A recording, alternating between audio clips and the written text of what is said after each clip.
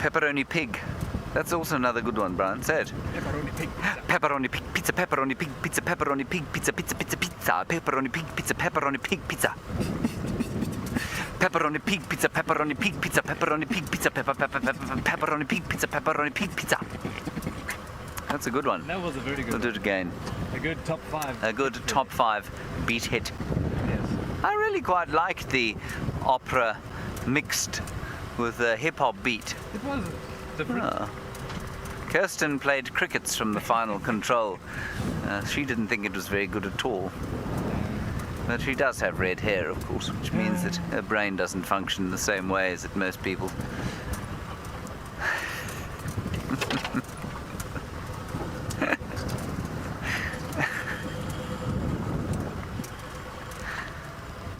This program features live coverage of an African safari and may include animal kills and carcasses. Viewer discretion is advised. Welcome to a very drizzly afternoon. And of course, this is Safari Live.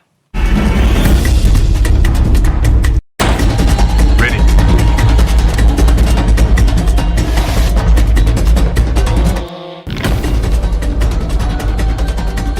Standing by.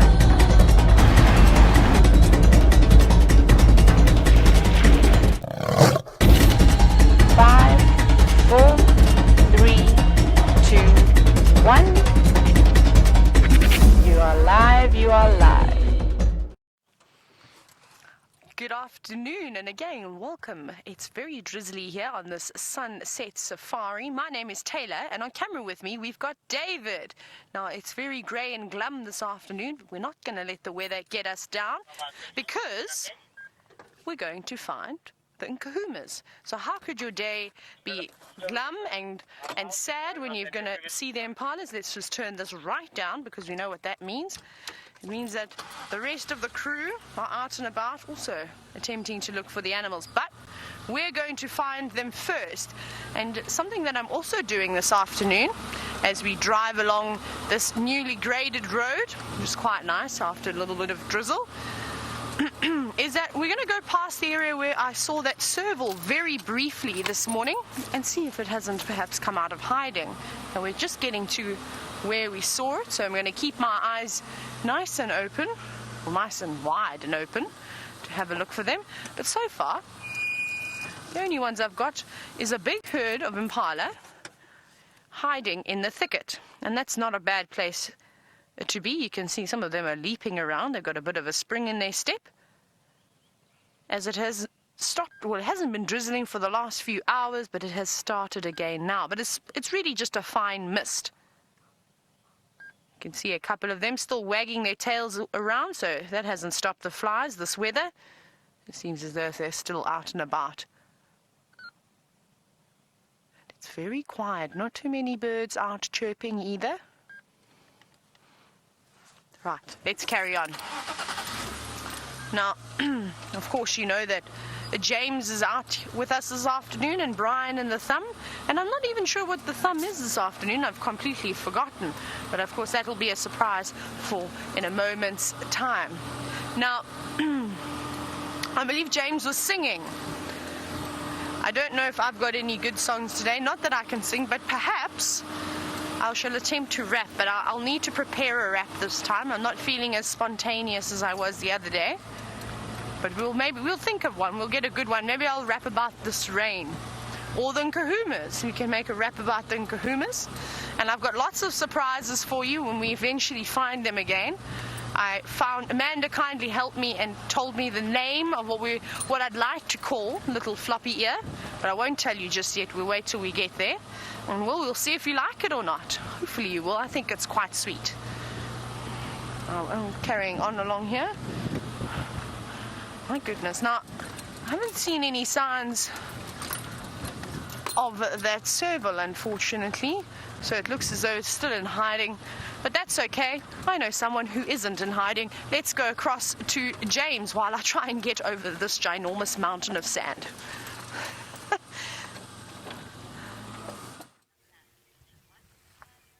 Right, good afternoon, everybody. For those of you who didn't watch the pre-show ridiculousness, my name is James Henry. Brian is on camera. Hello, Brian. Would you like to describe your thumb to us today? It is a... Oh, hang on. Hang on, everybody. We have much rain, so there's a rain cover. It is a woodland ninja. A woodland ninja. Woodland ninja thumb. Why wouldn't it be? And can you explain what's going to happen to it over the next few days? To celebrate Movember, it's going to grow a potent moustache. A potent moustache. Oh, yes. All right. Very nice. Now, that's enough silliness. We're on Sirius Safari here, Sirius Sunset Safari. Those are some buffalo over there. Please talk to us. Hashtag Safari Live, questions at wildearth.tv. It was a pretty active morning, so I'm hoping for a pretty active afternoon today. We'll see what we find. We're doing our sort of traditional foray down to the south to see if we can't pick up tracks of Karula, see if she came across, especially on a day like today. It is quite possible. Then we have seen a couple of elephants off to the far side of where we are now.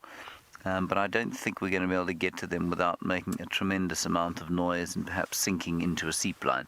So we'll just sit with these beefies for a little while and see if the elephants don't come a bit closer. And that is about all I have to tell you during the course of this greeting. Now we can get on to the serious business, Brian, of biology. I do have to tell you, of course, it was supposed to be 25 degrees Celsius, 77 degrees Fahrenheit. It feels... yeah, I suppose roughly that when the wind isn't blowing. I also have to say that while I was going for a little run today, and the southeast wind was blowing rain into my face, I thought to myself, I've so often said to you that we don't normally get rain from the southeast, and it normally comes from the northwest if we're going to have a big storm. Well, I mean, look, it didn't storm today. This is definitely frontal weather, but we've had a good amount of rain, and indeed the southern Sabi sand is in a great state of celebration because they have had their first proper rains of the season. And that means all of these buffalo, or some of them, some of the impala and some of the wildebeest herds, remember we've had 5 or 6 different wildebeest herds here, and some of the elephants as well, will start to spread out a bit. So this incredible boom time that we've had over the last little while, unfortunately, is probably going to come to an end. Now, that doesn't mean that we're not going to see interesting things, but we're just going to have to look a little bit harder. These buffalo will eventually congregate into their larger herds as well. I mean, I have never seen a time when we had buffalo herds of sort of 10 or 15 animals. It's very odd. And if you are joining us for the first time and wondering what's going on here, we're broadcasting to you from the Kruger National Park, the western edge of the Kruger Park. And there is a collection there of private reserves called the Sabi Sand, and we're on one of those little reserves called Djuma. We traverse Cheetah Plains to the far east of where we are now, not as far as Vladivostok or Beijing, not even as far as the Mozambican border, but we traverse a little place there called Cheetah Plains, and then to the west, Arathusa. And all in all, that's about 10,000 acres or so, 3,500 hectares.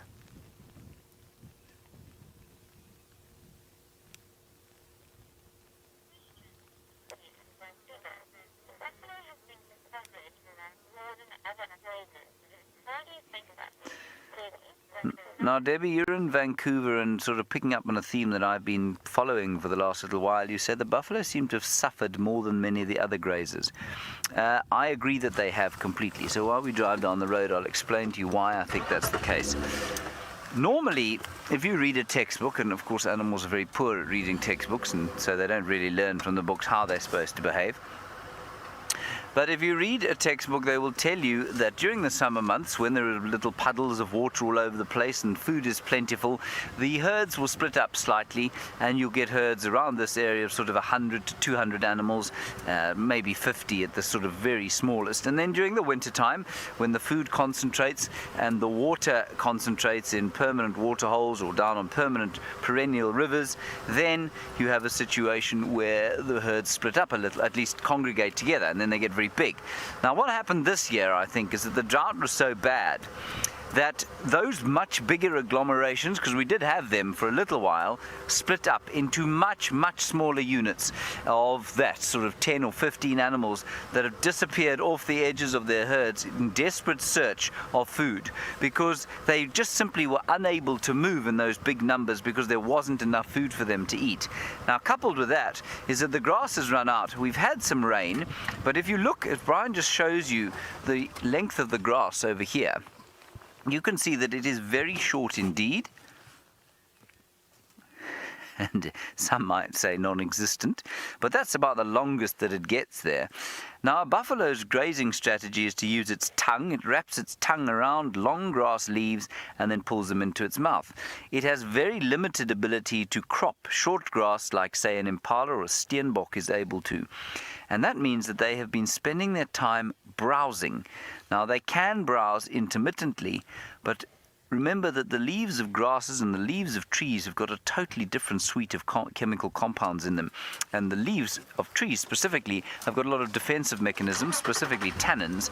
And those tannins can eventually stop up the digestive system of an animal. And if you're not especially equipped to deal with them, you just don't get the nutrients from them. So I've watched buffalo doing a huge amount of browsing lately. And I think that's why, even though the drought has broken, they've been unable to continue eating. Now, if we look at impala, for example, they're also not looking great, but they can eat the shorter grass. They can also browse. They're mixed feeders, and buffalo really don't, I mean, they can browse, but they don't go into the category of mixed feeder. The browsers, the giraffe, the kudu, the nyala, they're all looking pretty good, I think. And so they've managed to, as soon as the first flush of leaves came from the trees, they ate the trees, and they're doing okay. It's the grazers that have had a little bit of trouble, and this, even things like steenbok are looking a bit ropey. They're starting to put on condition more, and interestingly, the female impala look better than the males, and I don't know why that should be the case, because the females, of course, are under huge nutritional and physiological strain. They're about to give birth. I'm hoping today, that was my bet today, that they would give birth. I haven't seen a little impala lamb yet, but if we see a steenbok, we'll pretend it's an impala lamb, and then we'll claim credit, won't we, Brian? No. Yes, we will. What do you mean no? All right, Taylor has got an elephant in plain view. Let's go and take a look at it.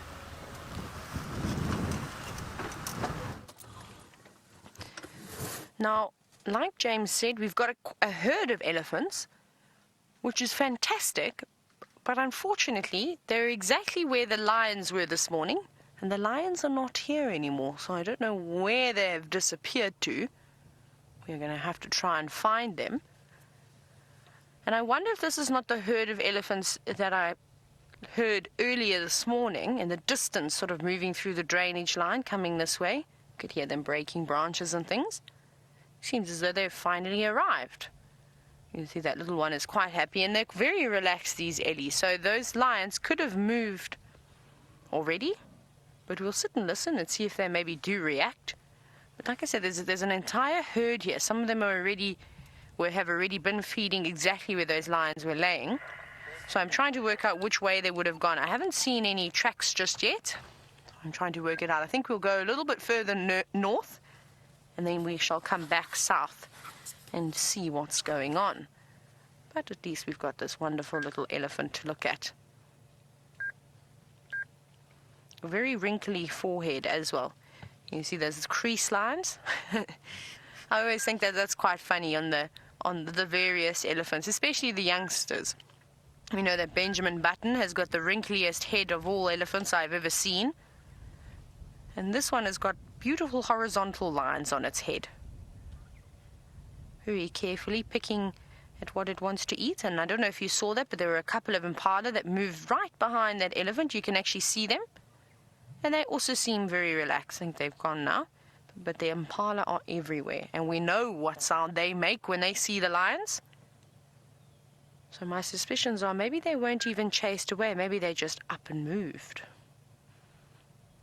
At one point, I think about an hour after the show ended this morning, it bucketed down with rain.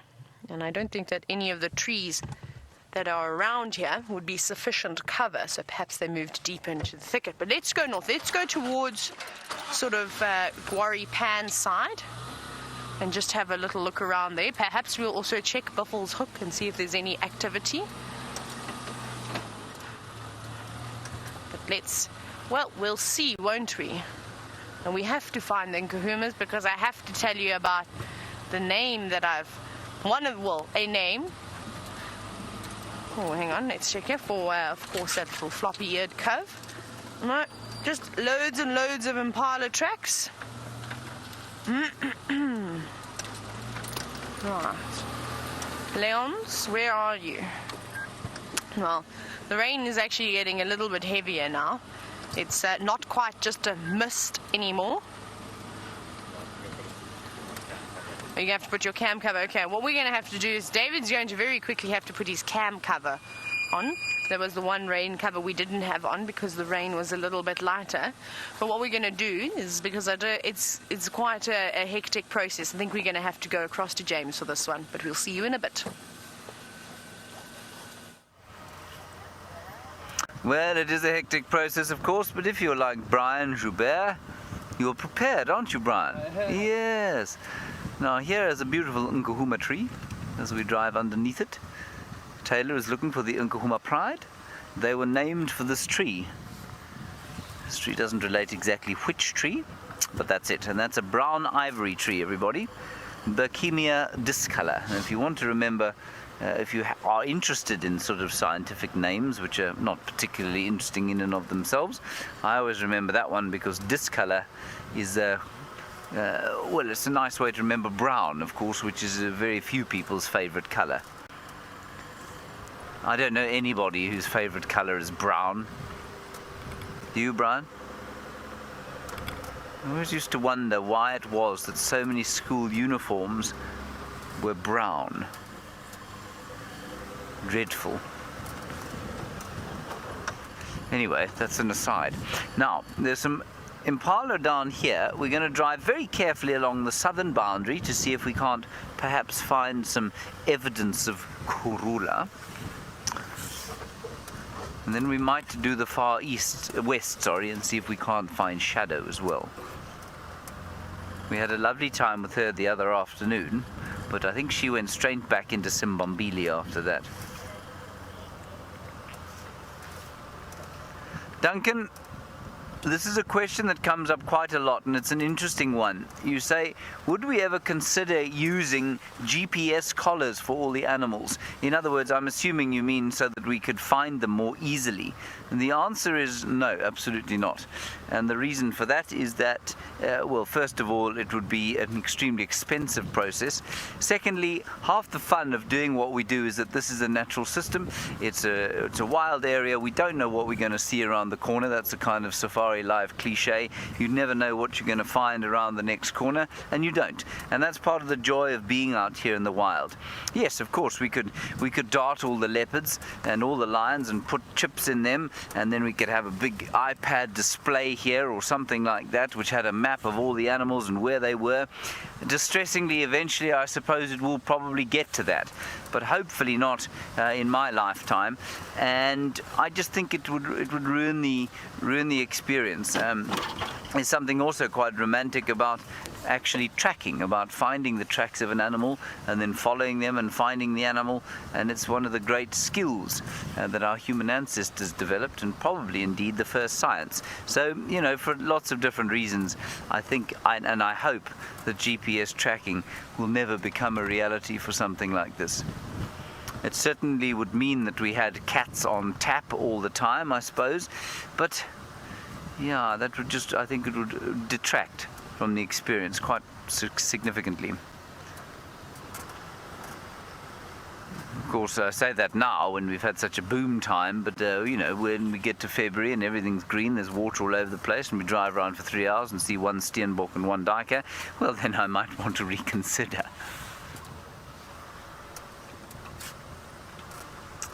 Huge termite mound on our left-hand side there.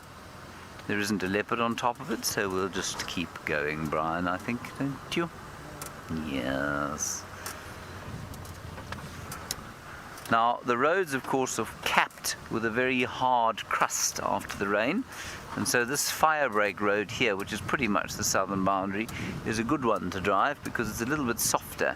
So if there are sort of fresh tracks, we probably would be able to see them on this road. But you don't know.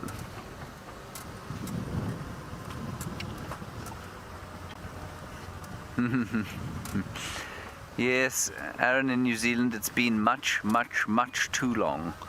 You say you feel like an Mvula sighting would be good on drive. It would be so nice. I haven't seen that cat for a very long time, but look, look, look, look, look, look. Oh, damn it. That bird did its trick without warning us with its call. That's the red-crested Kohan, everybody. That's why I was reversing. I saw it walking. Anyway, let's just stick with it. Aaron, the last we heard of Mvula was when he was mating with Shiluva, I think it was. And his mating with Shiluva has resulted, well, since then he's disappeared, so I'm not sure where he is. I think he has been on and off on Buffelshoek, so I think he's just moved north. Shall we see if we can make it do it again?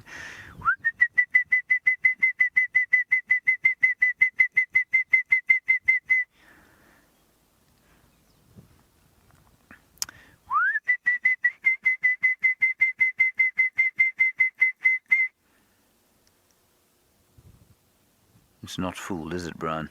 Now, the red-crested Kohan, for those of you who don't know, and many of you do know, of course, is also known as the suicide bird. And what it did when I got all excited was that it flew up and did its display. Where it flies up, it kind of stalls, and then plummets to the ground, opening its wings just in time not to hit the floor. And that's how it sort of marks its territory. Let's just see if it does it again, because it really is quite entertaining to watch. I'll tell you what I'll do. I'll cheat a little bit. I'll play its call.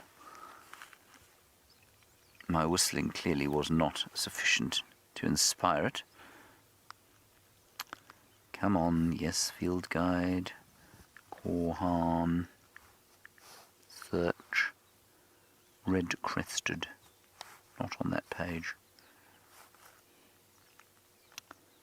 Right, here we go.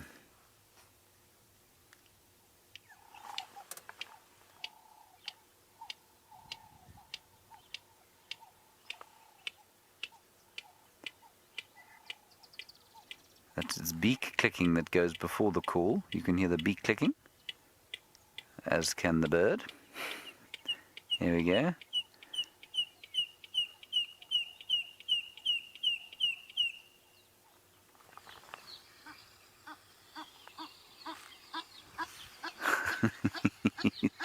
He looks quite suspicious, doesn't he? Now, hopefully he'll do his display for us now.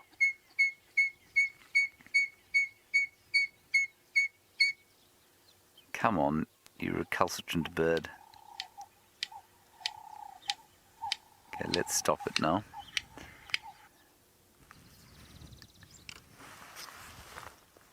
Come on.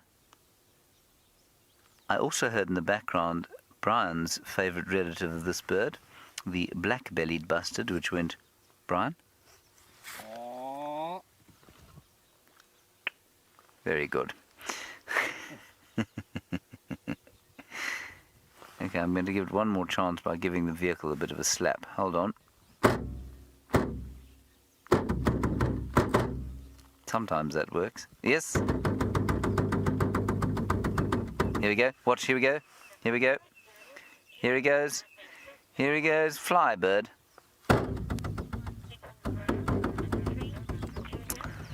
Julia, wondering whether he sleeps in the ground on a tree. He sleeps on a tree as far as I know. Why, bird? Come on. I've never got this on film. Here we go. Now fly. Fly, little bird, fly. He doesn't like the tapping, does he?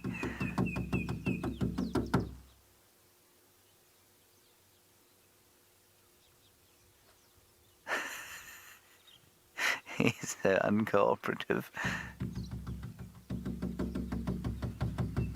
Okay, last chance. And he's called red-crested, everybody. You only see the crest come out the back of his head there when he's thinking about mating. And he's trying to dance for a female, and he pushes this beautiful red crest out the back of his head. He's going to do this as you link away, I know it.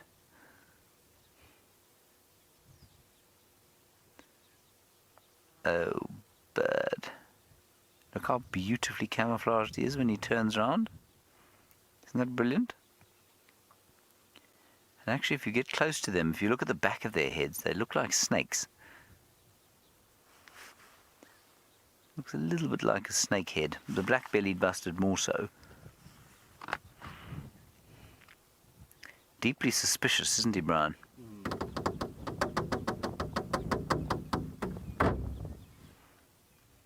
No. Oh well, we did our best. I don't suppose we should harass the poor fellow too much. Right, Taylor McCurdy, where others have failed, she has succeeded, and she has found the Nkahuma Pride.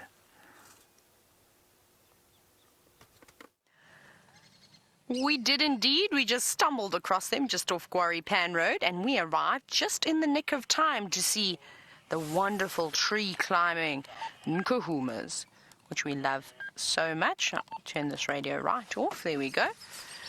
And it was perfect. So we have to say thank you very much to the elephants, firstly, for pushing over this marula tree, probably a couple of years ago, because it has now made the perfect jungle gym for these lions to climb on, and a very easy one to climb up too. And I think that now that two of them have made their way up it, you probably heard the elephants trumpeting in the distance. I reckon that the others will come and join them up here as well.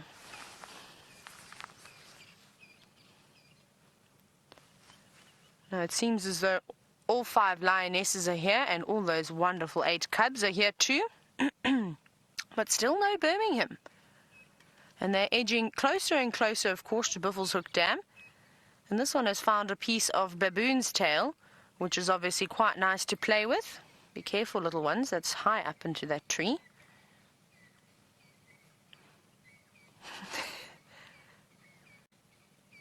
You can see those younger cubs still struggling, unlike the older cub at the back, who is very well equipped at climbing now and really completed the balancing sort of section of their training.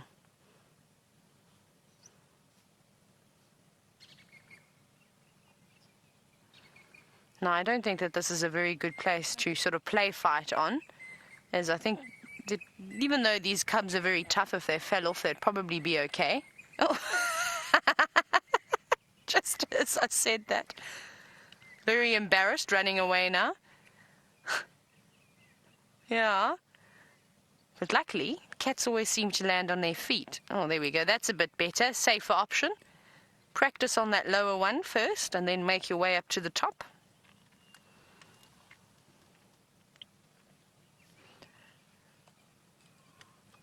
Oh, my goodness. They are a wild bunch this afternoon, just the way I like the Nkahumas.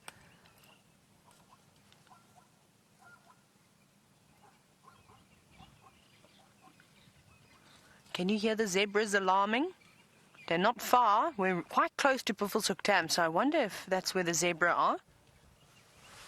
The lions don't seem to be showing too much interest. The adults are actually looking at something in the drainage line. It's quite difficult, unfortunately, to see them because of all the trees. I've parked in favor, of course, of these cubs tree climbing. But, of course, if anything exciting happens with the adults, I will shuffle around and we'll get a better view.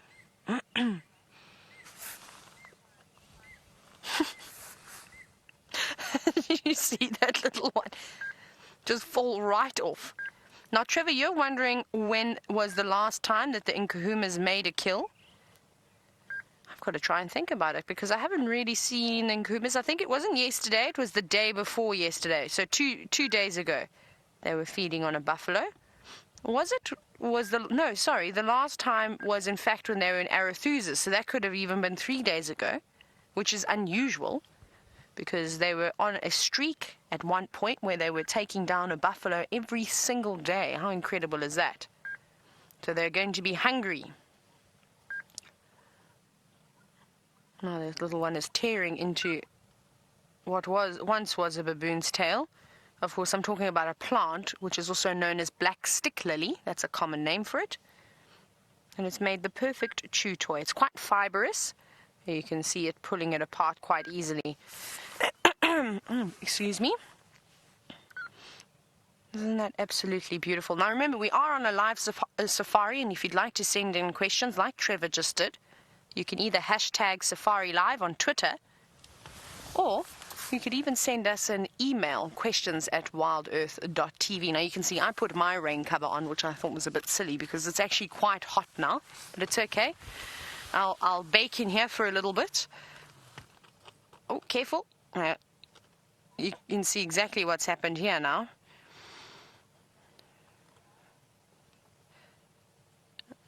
Earlier I said that once one climbs up the tree, they're probably all going to. Don't squash floppy ear. And I'm going to tell you about the name for floppy ear in just a moment, but I want to very quickly answer a new viewer's question whose name is David. Now, I know it wasn't the David on the camera because I didn't see him texting, and he would have got a stern reprimanding if he was doing that. But David, welcome, and I hope you're enjoying this. You've come at a really good time to start watching. Now, you were wondering, how old do lions get in the wild? There's a perfect bum shot over there that you can get. That's very nice. And I must tell you, David, it varies quite a bit. The females can live up to 15, 16 years old. That's quite old for a female. The males don't live as long. They typically will live not longer than about, I would say, 12 years old at absolute max. Sorry, I'm trying to think. Maybe about 10 years old would be a typical lifespan. And that's just because, unfortunately, life is quite tough for the males, especially once they get chucked out of their prides as young adults and have to sort of move in between the territories of other males until they're old enough to take on one for themselves. Now we're looking at our beautiful little floppy-eared girl. Now I want to tell you the name that I thought suited her quite nicely. And it's a Tsonga word for cheeky or naughty, something along those lines. Obviously, English language is quite complex, and some of these other African languages don't have exact words for the English words, of course. So Amanda, our chef, has helped me. I sort of described her personality, and she said Delela is quite a nice word. So Delela, remember I said it sounds similar to Delilah. Obviously it's not Delilah, so you spell Delela D-E-L-E-L-A, and that supposedly means sort of cheeky, naughty, feisty, a word that sort of combines, and it describes her personality exactly. So what do you think of that? I think it's quite nice, but if not, well, we can always think of another one. What is it? Delela. Delela, there we go. David's also trying to learn it. So what do you think, girl? Do you like your name, Delela? Let's see, this lioness is coming to intervene with these cubs. Let's see what she does. Perhaps she's going to climb the tree too. Oh, my goodness. A second lioness is coming over. Party on the marula, and those two are playing tug of war. Now, that's obviously quite so careful. You're going to get pushed off. Oh. Not letting go. Not letting go, though. Still holding on. Yeah, unfortunately, little one, you lost that battle. And I think it was unfair, though. I think that young lion, or one of the lionesses, pushed it off. I think it was unfair. I think we need a rematch. Goodness, everybody's waking up now.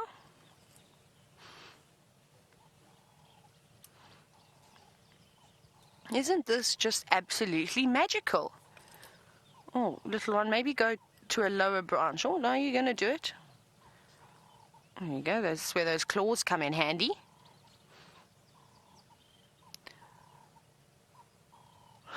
Look at that little one. Don't jump on Mom's back from there. Come on, go and see what those zebra are shouting all about. Oh, my goodness, look at this. She's stretching right up. let's see if she's going to jump up. Now, that was quite incredible. That really gave you an idea of how tall that lioness is. Perhaps if these lions move away, I'll go and stand next to that tree and you can really see how tall these lions actually are. But I'm not going to do it now, of course. That would be quite silly of me. But it looks like they're getting ready to move. Let's have a look at that lioness. Has got an injury on her bum. Can you see that?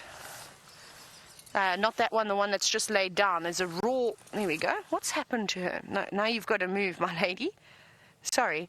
Of course, as you can see, this is a live production. And when I say something, it seems as though the lions can understand me and then block my view. There we go. Now I can show you. Look at that. Those are puncture wounds. Those look like teeth mark or something. And I wonder if it's the same lioness that had the bite mark or on her elbow. I'm not sure. We saw it this morning. That's unusual. So perhaps there's been a bit of fighting going on, whether it was amongst the females or with a Birmingham. I'm not sure. And it seems as though there's some elephants moving in as well. I could hear them breaking branches. But let's take a moment. Let's just sit and listen. The zebra are alarming. The elephants are breaking branches. And, well, of course, the lions are climbing trees.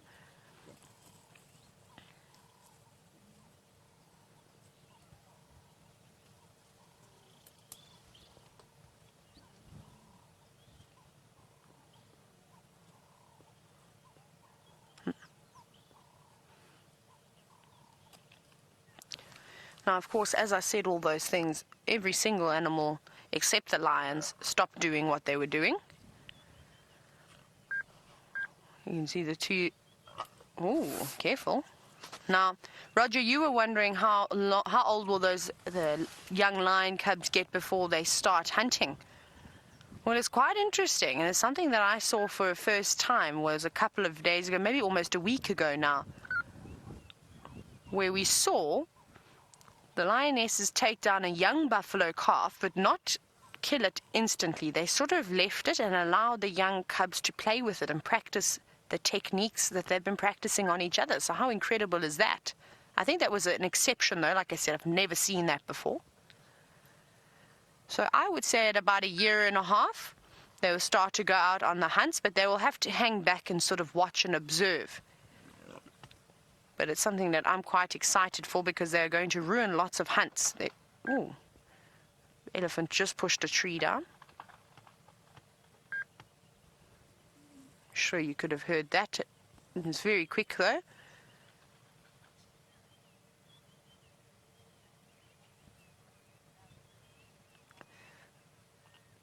So I'm just listening. There's a lot going on here. Like I said, the zebras, there's the elephants. The lionesses are up and they want to go somewhere. I don't know where they want to go. Those two are having a fight over the log, getting very rough with each other.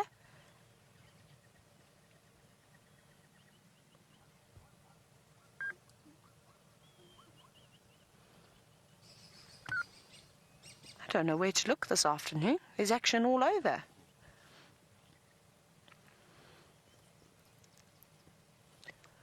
And I'm so glad to hear that you all seem to be enjoying the name Delilah that I've chosen for my favorite little lion. I'd like it. I think it's got quite a nice ring to it. Now, we're chatting briefly this morning, and we have been chatting over the past couple of weeks why we don't normally name the lionesses. But I think she's an exception. She had mange the worst, and we were all worried about her. But she's come back fighting, very much like her personality. So I think that she is deserving of a name. Ooh, they're getting very rough.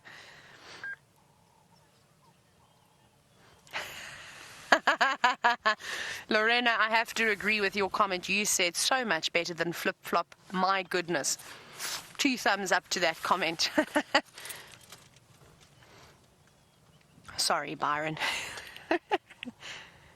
We'll see. Hopefully, James will approve. We'll have to see what he thinks of that name.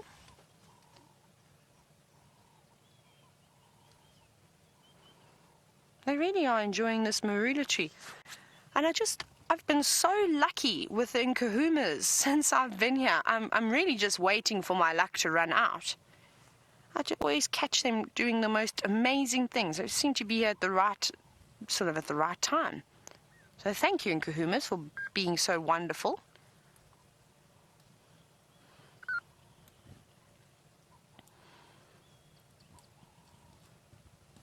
Oh my goodness, back up the tree with the baboon's tail again. Maybe this one is coming to have challenge the winner of the previous tug of war battle.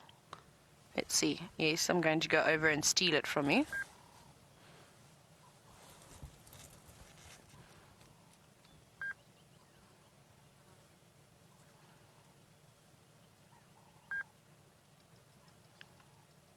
Oh, these elephants are getting much closer.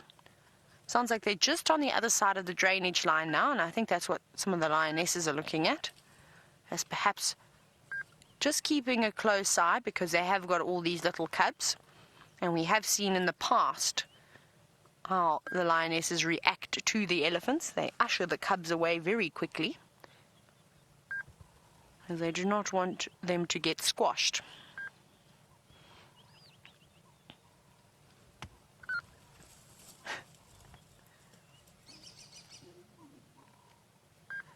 It's incredible to see how now every one of these lions has got their own personalities. Some are more tolerant of others, and then you get little Delilah, who has got no tolerance and patience at all, and she's very feisty, and if anybody jumps on her, she swats back and growls and shows her teeth. And you get others like this that sort of play with each other and bite each other and don't really make too much sounds. They just play quietly and dangle off trees and eat baboon's tail.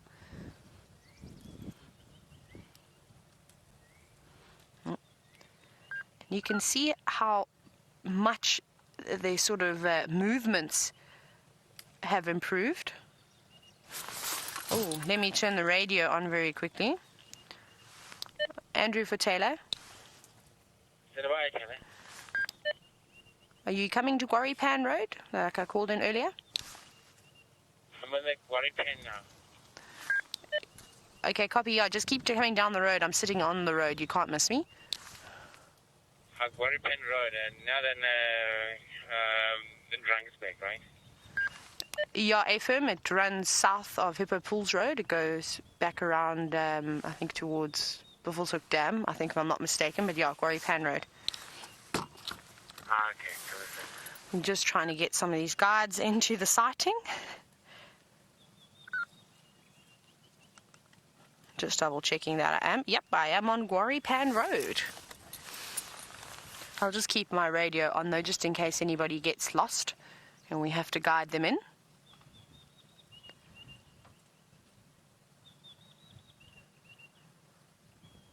I'm wondering though, if they do take a little stroll down to Buffelshoek Dam, not that there'd be any reason for them to have to go that way, because there's lots of pools of water from the mud wallows that are full, so they could drink from those. But it'd be quite interesting to see if they go over towards Buffelshoek Dam, and if they see that buffalo carcass, and if they go and start eating it. Wouldn't that be fantastic? Right. We're going to continue watching these Nkuhumas, though, but I believe that James has got the animal that's making the same noises from across the drainage line.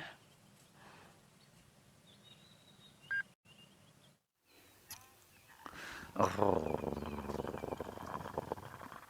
I'm sure that's the noise she's hearing, all the snapping of trees. Here we go. Elephant cow, big one, sharp tusks, don't want to be on the end of those. She's checking us out quite carefully. The rest of her herd is behind her and then all the way around to the left.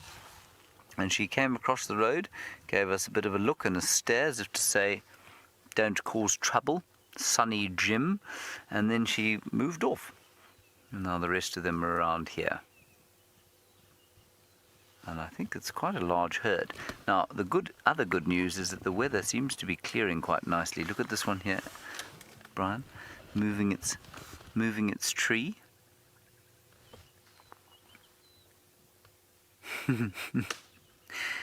You see, they love doing this because underneath these trees, remember we said at the beginning of the season when they were pushing all these trees over, we said often that they create a whole little ecosystem underneath them, and there you can see the perfect guinea grass plant that he's looking for. That's what he wants to eat. And the guinea grass grows under the trees in the shade, especially under an acacia tree, because an acacia tree is actually part of the legume family. And what it does is it puts nitrogen into the soil, and the panicum or guinea grass likes to grow in nitrogen-rich soil, and that's why it grows underneath those trees like that. So a whole little ecosystem has been created for the guinea grass, and that elephant now taking advantage of it. I'm pretty sure that the elephant that pushed that tree over had no idea that that would be the case.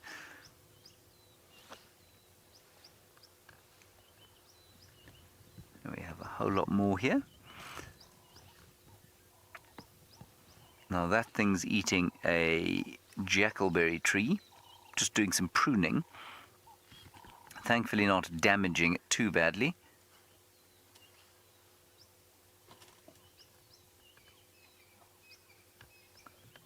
It's quite a young cow, and there comes another cow. Oh, and there's a big vicious bull. And like all the bulls, they just like to see if they can't terrify the wits out of somebody. He's also thinking about pulling over a tree, but he's also, this is him having a look at us. He's pretending to feed.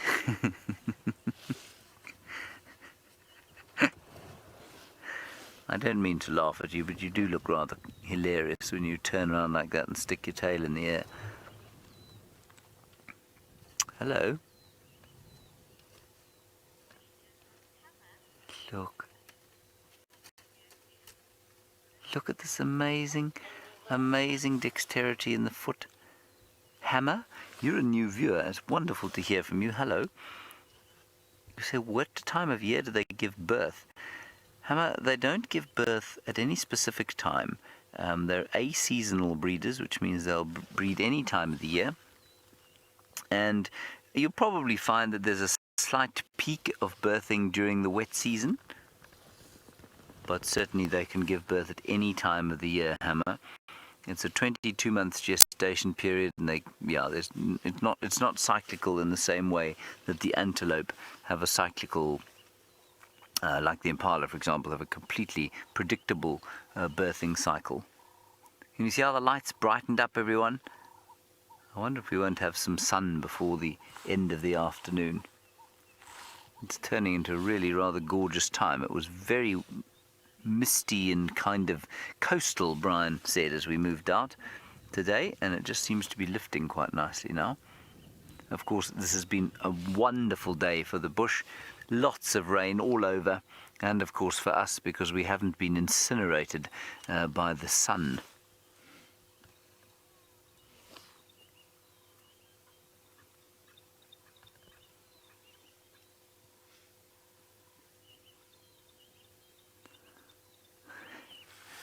All right, let's go a little bit forward because there's some others in front.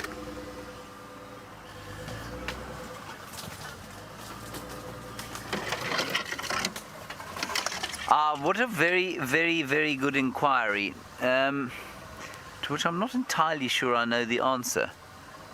I'm just going to... Never mind that one, Brian, it's in such deep bush. Vanessa, you're saying, why do we never see elephants mating? I've seen it once, but that's in 12 or 13 years, and I'm going to suspect because they do it at night. I think that's probably why. When it does happen, it's not like it's unobvious. What happens is the female must acquiesce to the male's request, otherwise she just walks off and it becomes impossible for him. But she's also got to reverse into him, and in order for that to happen, there's a huge amount of noise that goes on. Bushes get broken, no doubt millipedes get trampled, and so do scorpions and other animals living in the ground, and they also squeal. They make a huge noise, that loud noise that they make. So it's not like you can't tell if it's happening. And I think it's probably largely because they engage in the activity of procreation at night. So I'm going to say, Vanessa, that's probably why. In the background you can hear the orange-breasted bushshrike.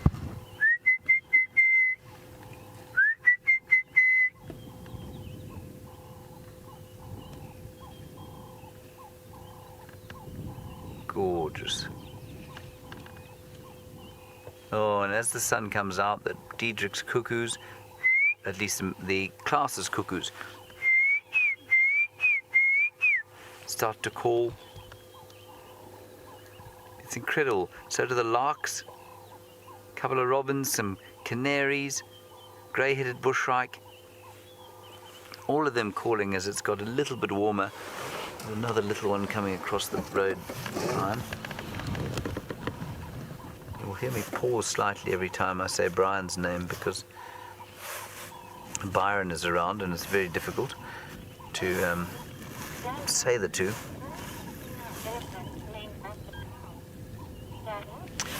Daniel, this is a very common misconception, and I had the same misconception until I became a guide. You say, why is it that elephant females are named after cows? They aren't.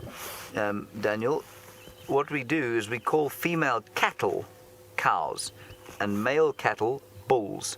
So in the same way that we call female elephants cows and male elephants bulls, and in the same way that we call female whales are called cows too, and the males are called bulls. So when it's just come into kind of English usage that when we say cow, we mean female cattle, when in actual fact the term cow doesn't refer to cattle. It refers to lots of different kinds of female mammals. So that's why. And this other one is now dragging a marula tree out the way. Let's move slightly forward. So Daniel, does that answer your question? I'd say, it's certainly a very common misconception that people think that we are naming female animals after female cattle, but it isn't the case. So the animal that is a cow, or a traditional sort of farm animal cow, is actually, it's cattle. The name is cattle. That makes sense. And it comes from something called an auroch, which was a wild animal domesticated somewhere around North Africa and the Fertile Crescent about 10,000 years ago.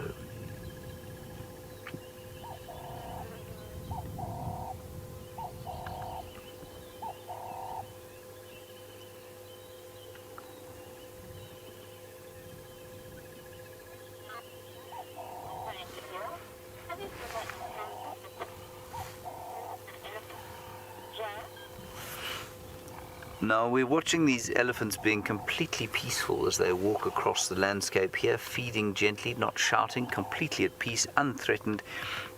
But Jarrett, who's a new viewer, and again, wonderful to have you with us. Thank you so much for talking to us this afternoon, Jarrett. You say, have I ever seen a predator attack an elephant? I haven't. Not in this area. I've certainly seen documentary evidence of it, and it happens up in Botswana quite a lot. There are prides of lions there that have specialized in killing elephants at the end of the dry season when they're very weak and they can't defend themselves. That's up in Savuti. Down here, the only record I have heard of is of a clan of hyenas killing a young elephant that was crippled. But otherwise, I've heard absolutely nothing of lions killing elephants in this area. It would only be lions or a giant clan of hyenas that could take on an elephant in this area. And you know, elephants are so protective of their youngsters that it would be almost impossible. And the story of the hyena, and her name was Elvina, the elephant is what they called her. I'll tell you why they did that in a little while. She lived to about 5 years, and the herd looked after her and slowly walked with her for 5 years. And eventually, I think, probably at the back end of a very dry season, the herd realized that if they stayed with her, they would have to sacrifice themselves because they could not find enough food to eat at the speed at which she could walk. And also she was starting to require more and more to eat. She couldn't suckle anymore because she was a bit too old. And eventually the herd sacrificed her, which is a very, very sort of unusual thing for elephants to do. They're extremely defensive of each other. So it must have been, I imagine, a very heart-rending decision that herd had to make, that they were going to leave her to the elements, knowing almost certainly that she would die. Now that's, of course, anthropomorphizing the situation hugely. In other words, I'm placing human emotions into the animals, but I do believe elephants would have felt something in that kind of a way, something similar like that. Anyway, on we go.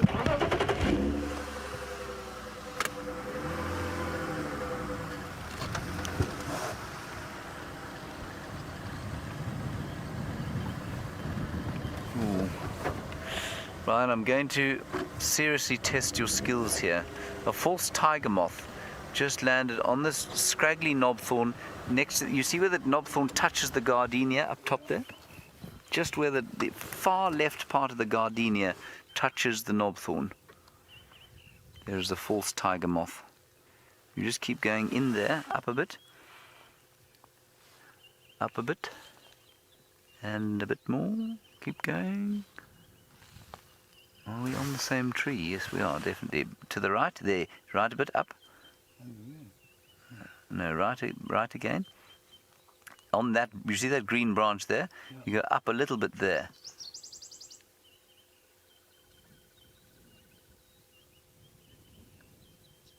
I don't see it. It was there.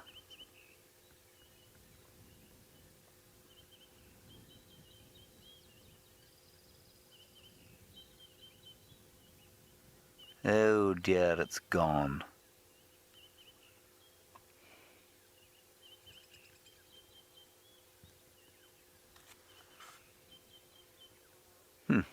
Oh well, it's a very beautiful moth, everybody, and it's so beautiful that I'm going to show you a picture of it, because I don't think, if you saw it, you would think it was a butterfly, but it isn't. It's not a butterfly. Not at all, Brian. It's a moth. A moth? It's a diurnal moth, which means it's quite colourful. So that's a picture. Right. Have you got it? No. I'm going to try and find a picture. Oh, there it is. I found it already. My mummy gave me this book very long time ago, Brian, when I was a new guide. Oh. She thought I could do with some information. She was absolutely correct. There it is. See? And there is the false tiger moth. Sorry, Kirsten, you're going to have to go again with the name. Beautiful.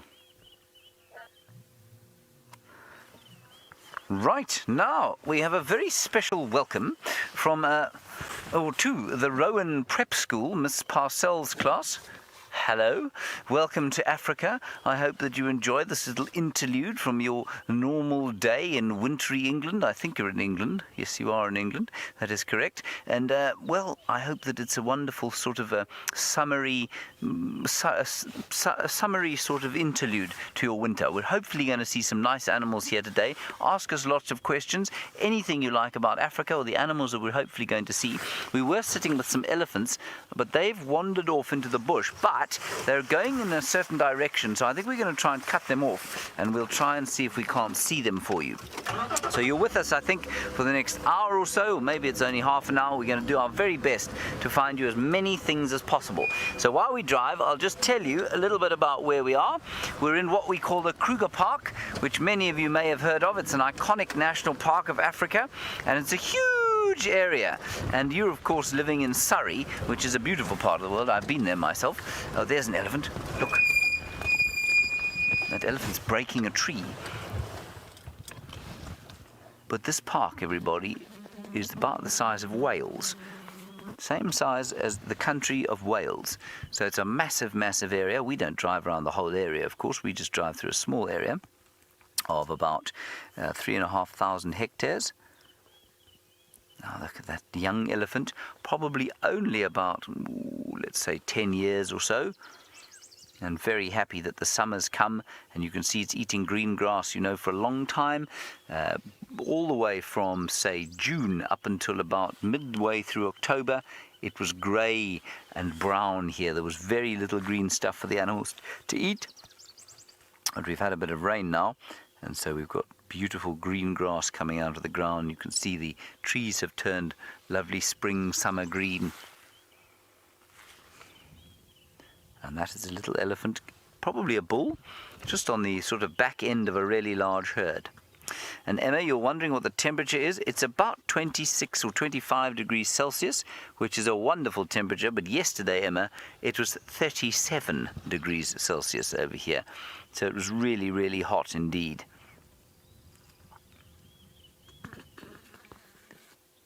And they're very happily eating there. Now, my friend Taylor is sitting with probably the animal that all of you want to see the most while you're on safari with us. Go and take a look.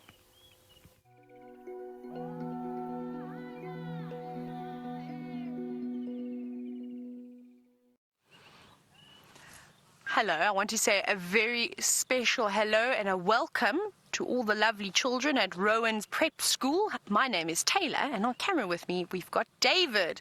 Now, I'm sure you're very excited for what I've got to show you. Have a look at the lions! And not just any lions, but my favorite pride of lions, or family of lions, in the whole wide world. Now, these are two young cubs that have decided that they quite like to climb trees this afternoon and practice their balancing and stalking. It looks like this one is going to maybe chase after one of its brothers or sisters. Let's see what they get up to. But in this pride of lions, there are 5 lionesses, so those are the girl lions. And then there are 8 little cubs, so little baby lions running around.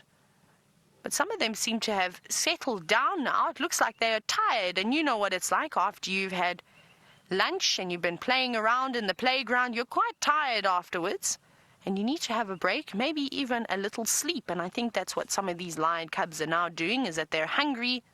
They've been running around lots. They've used up all their energy. But hopefully there'll be 1 or 2 that will carry on playing with us. Playing for us, of course. Now, if you've got any questions for me, I'd love to hear from you. Hello, Sarah. Sarah, you would like to know, when do their manes start to grow? Now, normally we even start to see their manes sort of just starting to develop long tufts of hair on the side of their face from about 6 months old. But it takes them 6 years for the boys to grow a full mane. Isn't that a long time? Now, this one looks like it's trying to have a nap on this log, but if it's not careful, it's going to fall off. And one of the siblings, look at this one, is playing with a branch. And they're jumping up and pulling it down. But don't worry, this tree is not really getting hurt in the process. It's got very flexible branches, which makes for a great toy for these young cubs.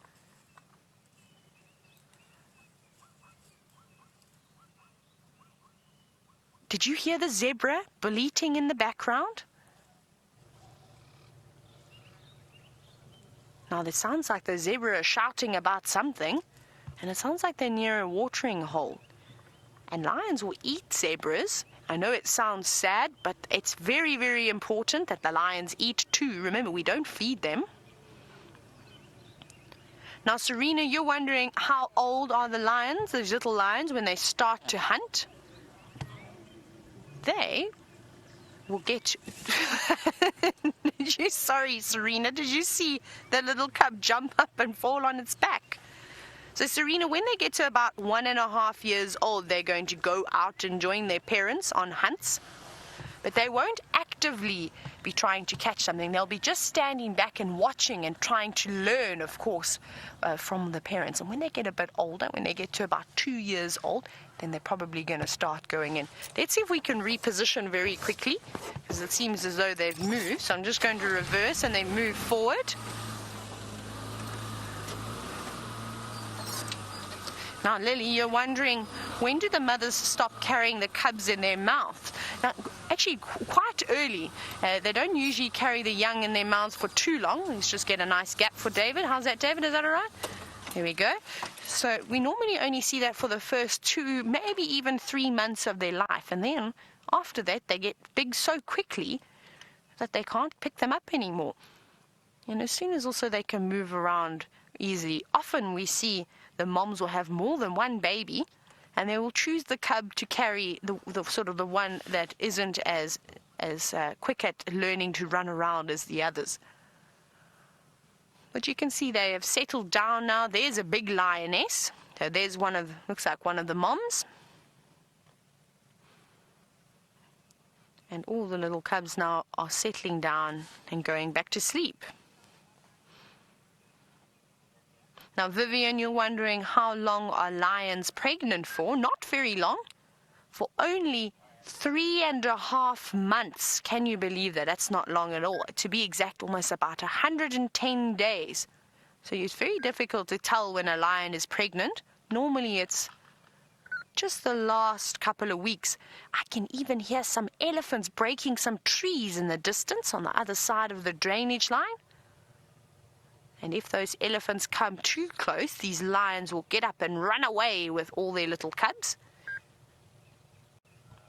Not that the lions are particularly scared of the elephants, but of course you know an elephant is quite big and can hurt these little cubs. Now, Harriet, you're wondering how long do the lions live for? Not very long. These big lionesses can live up to about 16 years old. And of course, the males don't live for as long as the females. They can live for about 12 years, but I would say an average age is probably about 10 years old. It looks like this little cub is hungry and wants to suckle. So he's saying, hello, how are you? Going to give each other a couple of kisses and licks and cuddles. And then I'm sure it's going to try and suckle and drink some milk. No, not that one. I'm sure it will try another one. That's the youngest lioness that cub is going up to. And they all love each other. No, she hasn't got any mammary glands for you to suckle from. Oh, this is so exciting. I believe that James has got the tallest creature in Africa for you.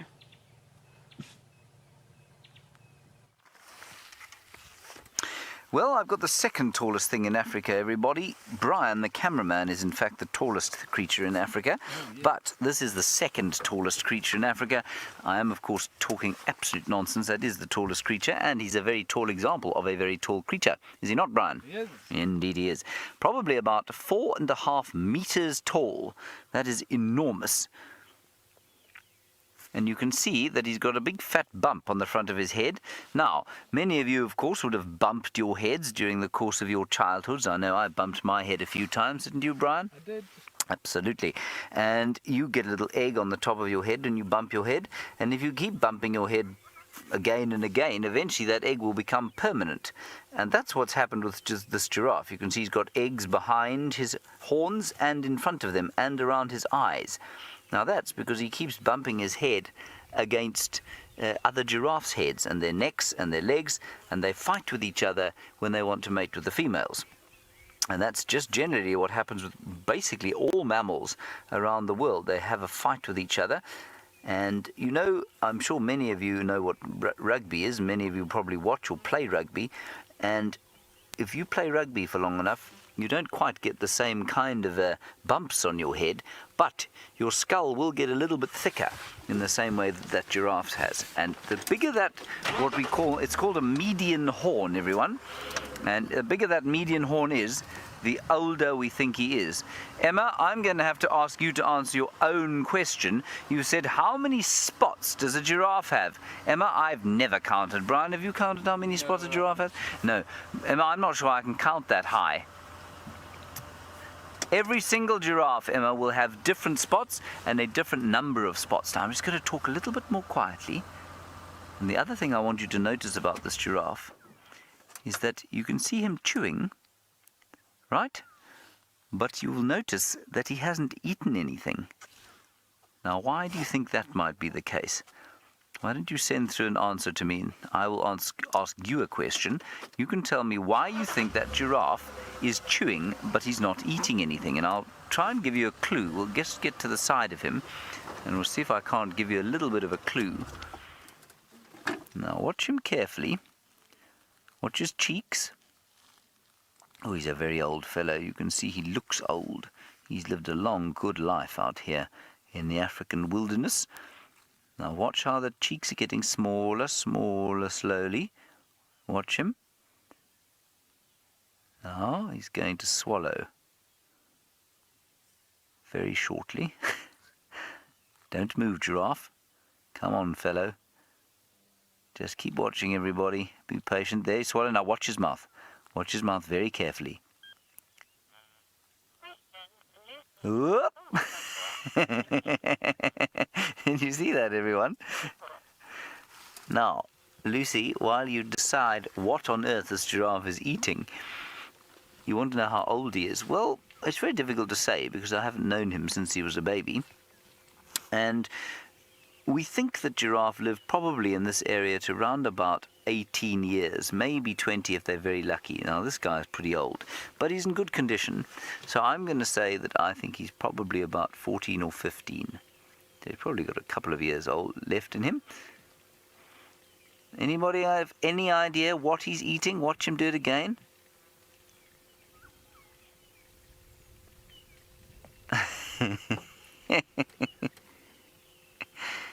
I'll give you a clue, everyone. Think of a cow. Think of a cattle. Now, Rosie, another good question from you. You want to know how long a giraffe is pregnant for. Well, this giraffe obviously is a bull giraffe, so he's never going to be pregnant at all. But the females are pregnant for about 13 or 14 months. Now, they are the only ruminant, and I've just given you the answer to my quiz, they're the only ruminant that has a gestation period, which is the period that they're pregnant, longer than a year. Here he goes again. You watching? Now, what he's doing, everybody, I want you not to be put off your lunches or that you've just had. I think you've probably just had them. He's actually vomiting into his mouth and re-chewing his food. Now, that's totally normal. It's what all of the ruminants do, and I'm sure many of you in your science classes would have learnt about cattle and the fact that they regurgitate, they ruminate, they chew their food twice. Now, a giraffe is exactly the same. It's got 4 stomachs, and it first eats the leaves, they go down into the first stomach, and then they come up into the mouth again, and then through the other parts of the stomach. And Emma and Lily, you thought he was grinding his teeth. No, he's not grinding his teeth, but interestingly, they do actually have to keep chewing because their teeth keep growing, and if they don't have to chew like he's chewing now, their teeth will just get bigger and bigger and bigger, and then it'll be very uncomfortable for them.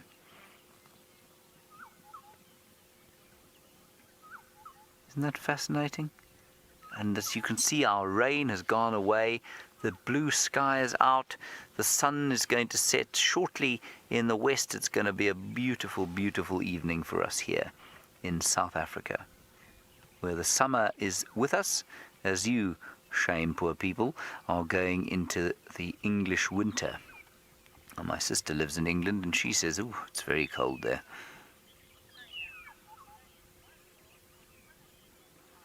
And Amélie, that's a very good name. I have a friend with a daughter called Amélie, and you, very cleverly, you were the only one in the class who got the answer correct, that you knew that this giraffe was a ruminant, that he was re-chewing his food in the same way that cattle do. Brilliant. Isn't he a wonderful fellow? Okay, we're going to carry on, Brian and I, see what else we can find round the corner hereabouts. Let's head back to Taylor and the wonderful Nkahuma Pride.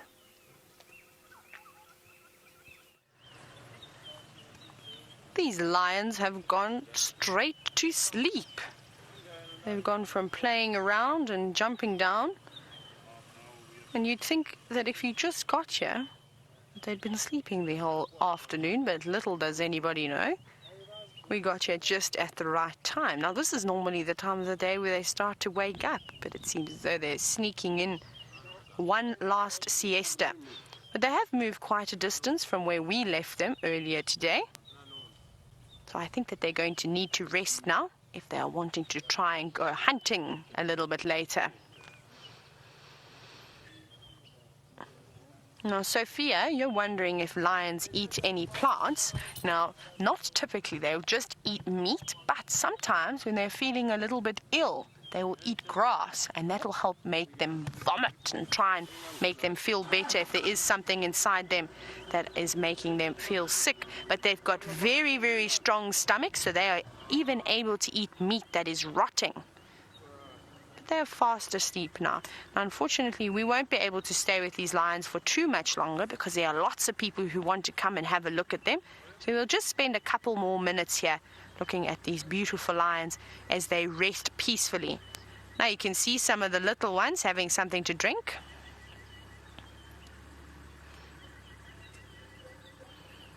Layla, what a fantastic question. You would like to know if the lion's eyes are more sensitive during the day or at night. Now, lions have got fantastic eyesight at any time of the day, really.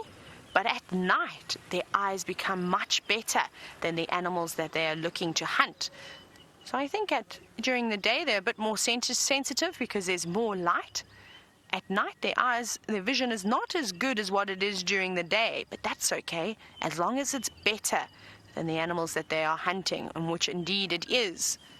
You see that you can probably hear that there are a couple of vehicles moving around here, and there's very, very limited space as to how we can view these lions with all the trees around them, so we're going to have to pull out in just a moment. You can hear that little cub, though, is not ready to go to sleep. And you can see they're starting to look a little bit thin now. So hopefully after a good sleep later on this evening, they're perhaps going to go and look for something to eat. Maybe those zebra. Now, Amelie, you're wondering if one of these lions, these adult lions, are the leader. They don't all have, there's no sort of leader in a matriarchal group. Well, I don't think so. I think they are all superior, all sort of on the same level. Sorry. Now, I reckon, though, depending on their age, I think the oldest one that'll have the most experience will probably take the lead in maybe a hunt. But they all sort of listen to each other. But it is the girls that run the pride. The boys, they come and go. And it's the first time we've seen the sun all day. It's been so cloudy here. So isn't this wonderful?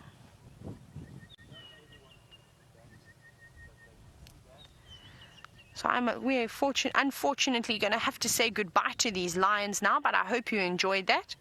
Maybe we'll come back here a little bit later and see what they get up to. But I hope you enjoyed that. But let's go back across to James and see if he's got anything.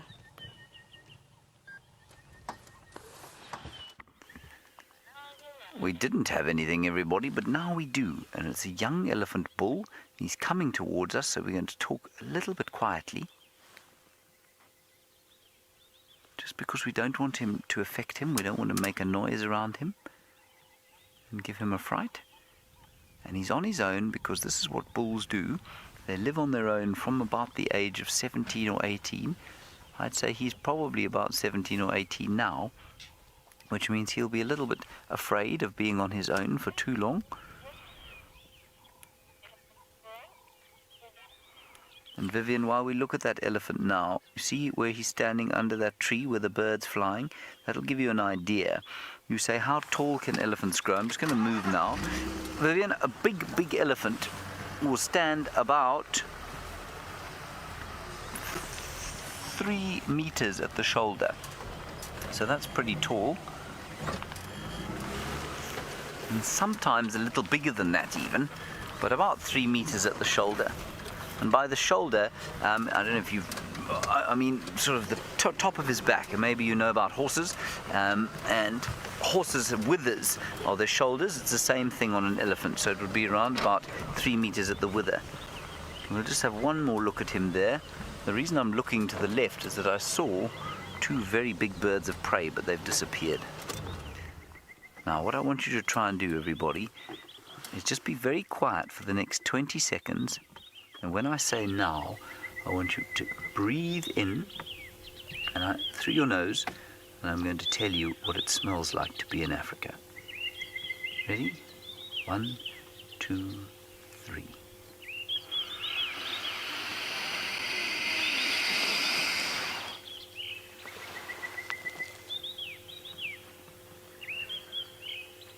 Just listen carefully.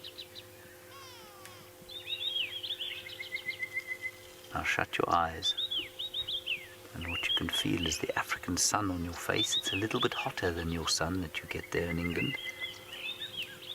And I can smell fresh rain on the ground. That smells about the same as it does in England. I can smell this elephant, which smells like sweet leather. You imagine a saddle or something like that with slightly sweeter smell than that. I can smell a spicy plant that I've just driven over by mistake, and I'll actually get out and fetch it for you now. It's a lovely sort of cinnamon type smell that's in the air. And I can hear a red-chested cuckoo going. An orange-breasted bushrat going.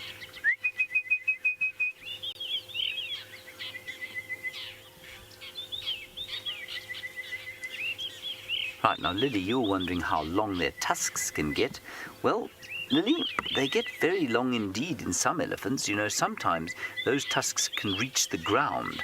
So that would be, I guess, almost 3 meters long if you were to go all the way to the root, which is inside the top of the skull. It could be about 3 meters long, but normally not that long. Normally the elephants in this particular area will get tusks probably about 1 meter long. Isn't he wonderful? Now I'm going to just quickly do something. I'm going to sneak out of the car. Now if you ever come to Africa, you don't do this. I'm just doing it because I know what I'm doing, and I can see the elephant's not watching us, and I'm just going to pick a plant. I'm not going to go close to him at all. Just quickly want to get this plant to show you what it smells like.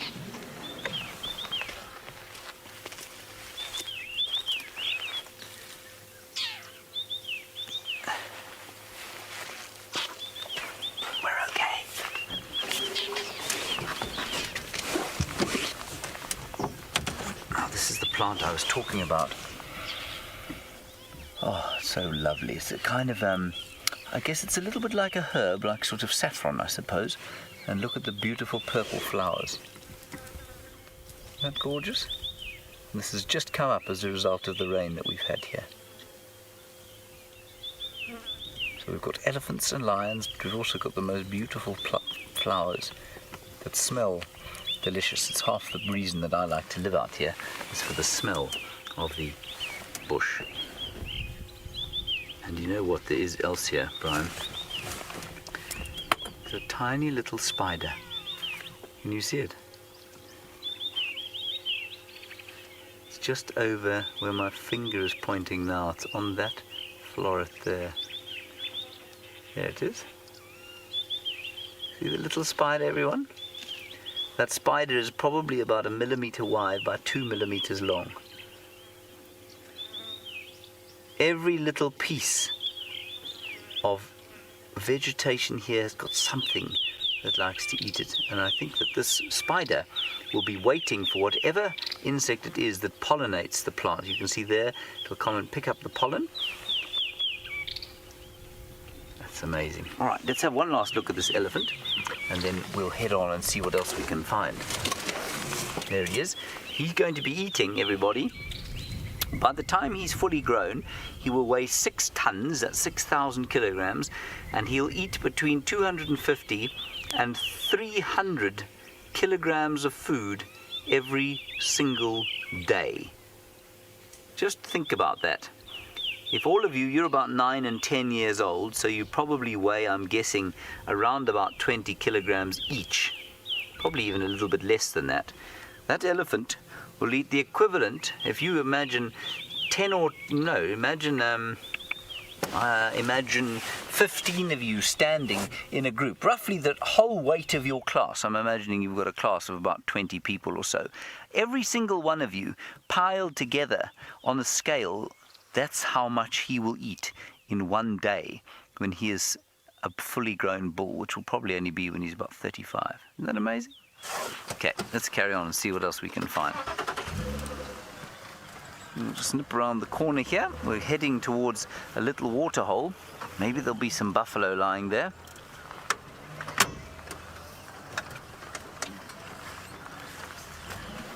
Oh, sorry, I haven't plugged myself in, so I can't even hear your questions. There we are. Sorry about that. Going to be in big trouble.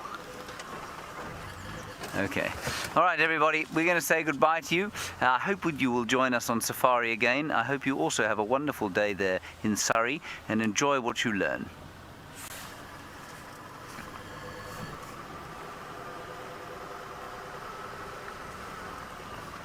Right, and for the rest of you, we'll carry on and do as I said. We'll go and past the water hole here. Doesn't seem to be anything going on there. We'll still hoping for some tracks of Karula, our favourite female leopard. Now, there were some African hawk eagles flying through here, hunting, and that's why I was a little bit distracted at that elephant to start with. I hoped we might be able to see them. The first time I stopped for them, there they are. Can you see them, Brian? I bet you can, but I'm not sure you're going to be able to get them on the camera. They're in a marula tree, just in the middle of this block. You see them there? You got them. You can see them, but do you think you can get a picture of them? Maybe from here. You got them. They're there, I promise everybody. Brian will reveal them shortly. There they are. Now, that's not the best African hawk eagle sighting we'll ever have, but I just wanted to prove to you that I wasn't completely mad and that I saw them hunting through the woodland there. And we heard the squirrels going crazy and the mongoose going crazy as they flew off their perch. But it doesn't look like they were particularly successful.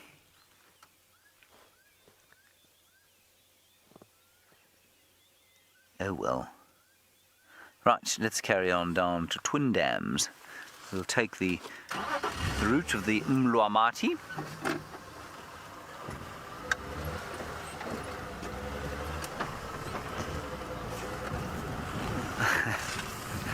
Taylor has rather macabrely made her way, I think, to Buffelshoek Dam, to quite a sad scene.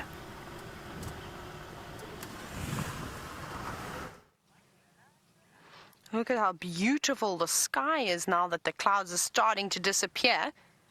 And remember how I said to you in the beginning of the show, the maintenance team had been out and repairing some of the roads after the rain, and especially after the rain we had about a week ago that caused quite a bit of erosion.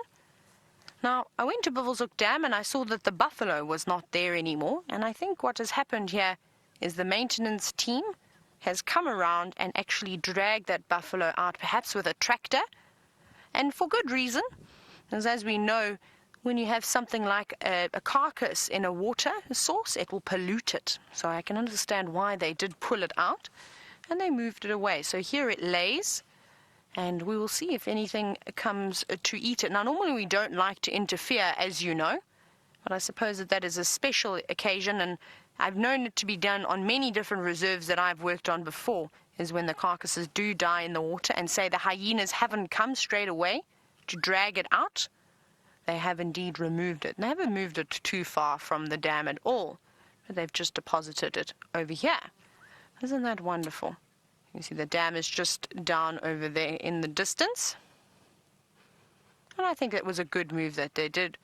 But sadly, that means that the terrapins lose out on a tasty meal, and you saw how they were enjoying themselves, gorging on all the ticks, but hopefully they got their fill. Now, we're going to carry on, though.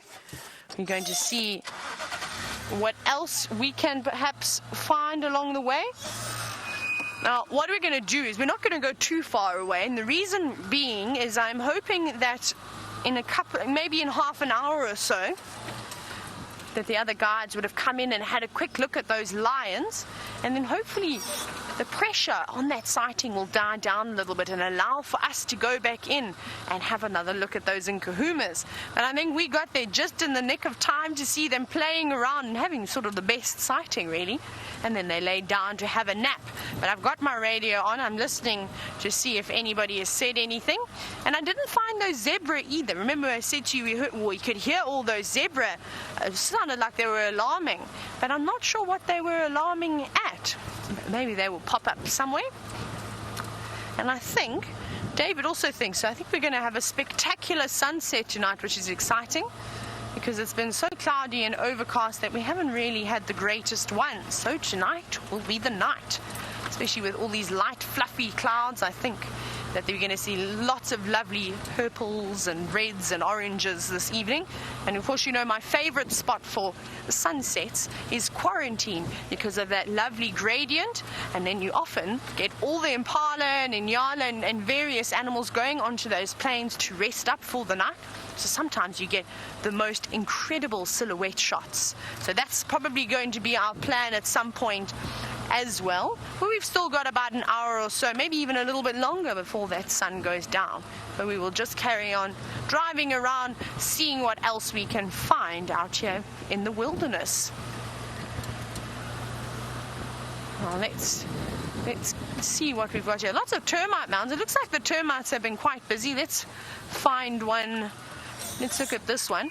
Now, of course, as I mentioned that, I've just driven past all the termite mounds that have actively added some chimneys and things. But isn't this a beautiful one now that it lights up in the sunset? And I love how each mound is completely different from the next one. Some of them build them nice and tall and narrow, like we're seeing here. And then you've got other ones that sort of make them quite wide and broad with lots of little towers. Let's see if we can find some of those. Now, these big termite mounds, as we've been chatting, and we've shown you quite a few of the actual termites, we know are the large fungus-growing termites, and they make various shapes. See, now, look at this one. This is quite interesting. And look how big this one is. This is obviously much older than the one we just saw. So perhaps in a couple of years or so, that smaller one we just looked like will look something along the lines of this one. You can see that gentle breeze now. It's much warmer than what it's been in pretty much the entire day. It is lovely out here. But hopefully, after we see an incredible sunset, hopefully we're going to see some more thick clouds come over and get another downpour of rain. That's what they forecasted for the week. Let's see if we can find any insects maybe along the way to see. Seeing as though the rain is now finished, so I think that we're going to get a couple of shongololos or millipedes and maybe a few other interesting things coming out. Well, I think especially this evening. But it seems as though James is doing a cruise down the Mulwati. Let's go over and take a look and see what he's got.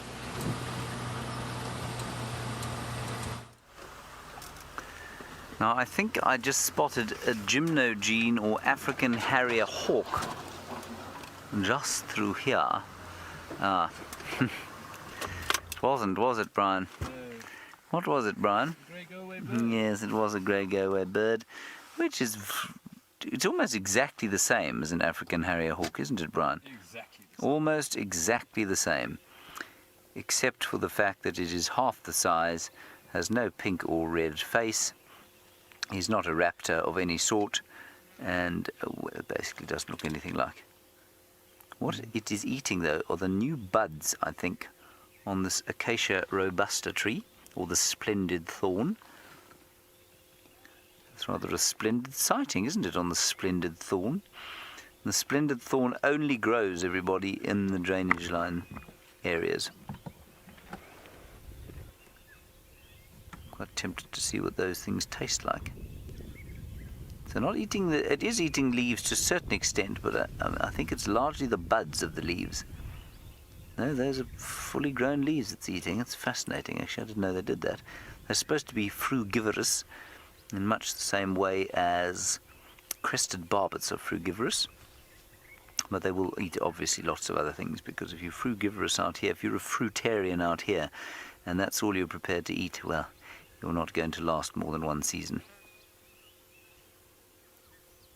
Yes, that is exactly what I said. So carry on eating your leaves. Go on. That's it. Where?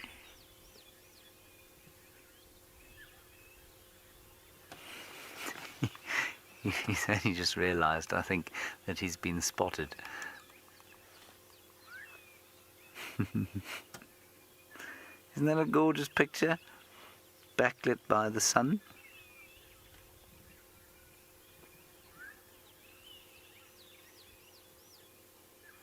Lovely. And just perching very peacefully on the tree there, thinking about whether or not we pose any danger at all. and clearly deciding that we're not that dangerous. Alrighty, let's press on. Well, let me move slightly forward and then we'll get an idea, Dina. You say, how much bigger than a cuckoo is a grey go-away bird? Well, it's much bigger than a Diederik's cuckoo, which is tiny. I will give you some measurements now, but it's about the same size, I suppose, lengthwise, as a striped cuckoo or Levalliant's cuckoo, which is even bigger.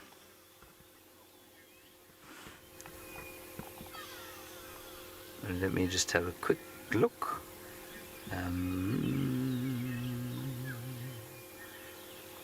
All right, Torako. Just quickly look. Right, the go-away bird is supposed to be 49 centimeters. Everybody, that is 50. Say, call it 50 centimeters. So it's just shy of 2 feet, just shy of 2 feet long. Now, the biggest cuckoo we get here, I think, is the Levallians or the great spotted. Let's find out. We haven't shown you a great spotted this year, have we? I know I've seen one, and Taylor's definitely seen one. But I don't know if we've managed to actually show them to you this season or not. Now, the African cuckoo is, yes, only a foot long. The classes, which is the same size as the Diederik's tiny little thing, is only about half a foot long. Diederik's the same. I will get there eventually, everybody. Black cuckoo, a foot. Red-chested cuckoo, 1 foot. Thick-billed cuckoo, 1 foot. Great spotted is 39 centimeters, so it's still a good 2/3 of a foot shorter than that chap. And the Levallians, our biggest, is also 39 centimeters, which is just over a foot, so about a foot and a third. 1 foot 4. 1 foot 4. So there we go. We now have a comprehensive understanding of this relative size of the grey go-away bird to every single cuckoo species that we have here. Thank you for that, Dinah. I must say, I didn't realize that they, I mean, that's obviously why I confused it for a gymnogene, isn't it, Brian? Yes. It is, of course, shy of 2 feet long, a gymnogene roughly 2.5 feet. Goodbye. Have a lovely afternoon.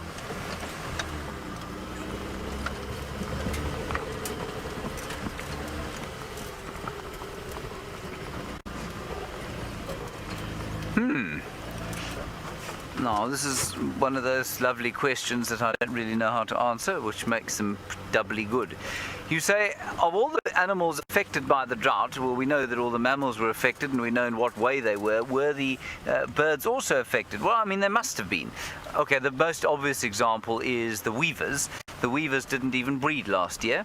Certainly the yellow weavers didn't even. The male yellow weavers hardly got their summer plumage at all. So that affected them. Did it make them thin, though? Well, how do you tell if a bird is emaciated and skinny? It's not quite as easy as it is with a buffalo, but I imagine that it must have had an effect. There was far less fruit, so all the fruit-eating birds must have suffered. There were far less insects, so I imagine the insect-eating birds must have suffered as well. So I'm sure there was some suffering. I guess the migrants probably fared slightly better than others, because although there was a severe drought, it only kind of really takes hold after the rainy season. So yeah, I'm sure lots of little chicks didn't make it to adulthood. I'm sure some adults probably dropped dead, stuck the 2 legs in the air as a result of the drought. But it isn't nearly as obvious, is it, Aaron, as it is with the mammals? That's a very good question. Thank you for that. Oh, we had a wonderful monkey sighting here yesterday. David and I, a troop of monkeys feeding on a jackalberry tree that's just come into fruit. And it was so fascinating watching, just like human beings, or it's a bit like the Wild Earth staff in the kitchen when there's a bag of avocados there. We all go in and test them and then reject them mostly, and then take out, we're very lucky if you find one that's ripe. And in much the same way, the monkeys were sitting in the jackalberry tree today, at least yesterday, and they were testing all the fruits, and then they'd eat the good ones and they'd leave the rest for later. It was amazing to watch. We're just around the corner here, and we'll just see if we can't get a view. Watch your head here, Brian. You know you are the tallest creature in Africa. There we go. There's the jackalberry tree. Now, that tree looked to me to be imminently climbable, wouldn't you say, Brian? Yeah. Well, I think I'm going to go and fetch some jackalberry fruits for us. Should Kirsten wish to link, you will tell me and I will then link. Yep. Right? Good. I've really got into trouble once today, everybody. I wasn't plugged in when I should have been. How's my audio? That's good. Good. Good. You'll tell me if it breaks up, will you? I will. Good. Now one is going to be very careful walking up here. Good. Looks all right. Now this is a tamboti tree mixed in with a jackalberry tree. And we just want to get to a position where we can get hold of one ripe jackalberry fruit because they are very delicious indeed.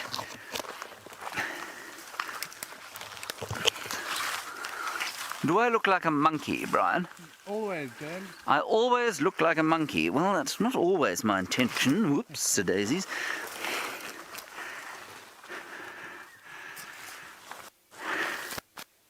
I think all the low-hanging fruit, as it were, has been taken, Brian. Oh dear.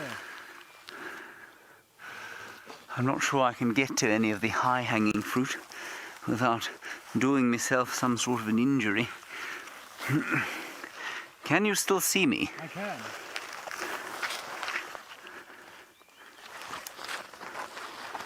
God.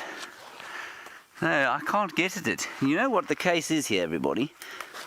Is that this is the jackalberry tree, but none of the leaves are actually around me. All of this is tamboti tree. And mixed into the tamboti tree,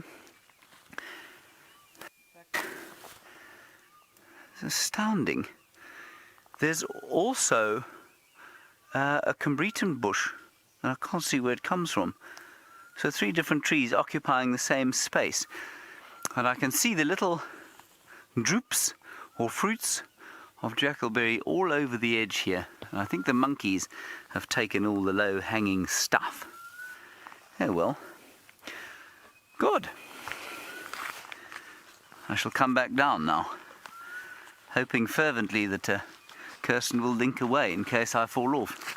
But quite often she just likes to see if I aren't going to fall down for amusement value. Not so, Brian. So far all right. You can hear all the orioles calling, and I'm hoping also to show you at some stage the European golden oriole, which has a beautiful, beautiful feathering. In fact, there's an oriole just above me. You can't see it, can you, Brian? Not currently, no. Okay, never mind. Never mind. I'm almost down.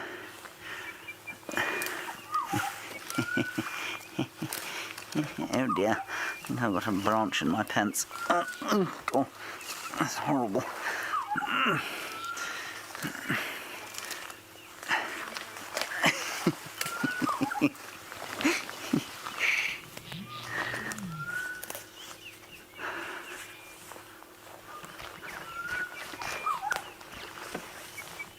Well done, James. Thank you, Brian.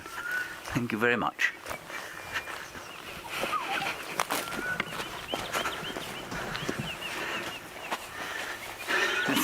It's a good tree, that one. Sorry I couldn't get any fruit for you, everybody. I know you're all starving. What was that about Casey in New York? She wants to know how tall I am. Oh, how tall Brian is. Brian is enormous. Brian, how tall are you? I am 6'4". 6 feet and 4 inches. That is a substantial amount of human being in one package. Better believe it.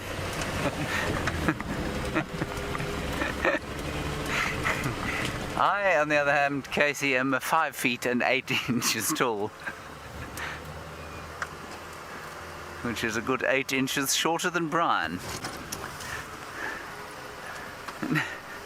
Taylor has found you something quite astonishing, everybody. She's found you something that, well, you could probably expect to find everywhere in the world.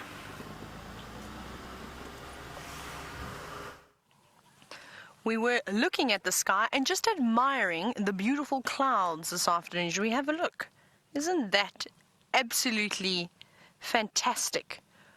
Now, David's very concerned because he says they're burning away too quickly, and he's obviously hoping for a wonderful sunset this afternoon, which I'm sure we're going to get. And guess what? We're back with the Kahumas. Everybody has sort of left them as they sleep, but you know how patient I am, and I think that we were so sort of very lucky to see how they were jumping around earlier, and it's okay, they're allowed to have a little break. But you can see one lioness is up and grooming herself. The cubs, however, are fast asleep. But that must have been quite exhausting, the way that they were bounding around and tackling trees and falling out of trees. It's only sort of, well, we were expecting it, that they were going to have the sugar down and then go back to sleep again. But we will see. We'll sit here. It's cooling down nicely. It was strange. It just got hot for probably about 20 minutes. We had to take all our jackets off, and well, now as the sun is dropping lower and lower, it's starting to get cool, and I think we're going to maybe have a chilly evening tonight.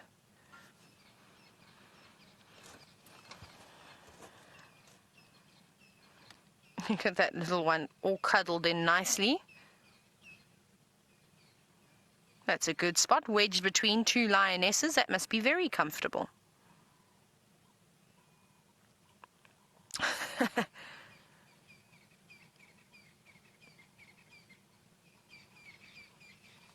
Now, when they were standing up earlier, you saw that those lionesses were on the thin side. Like I said, it's very unusual. We haven't seen them with flat bellies for quite some time now.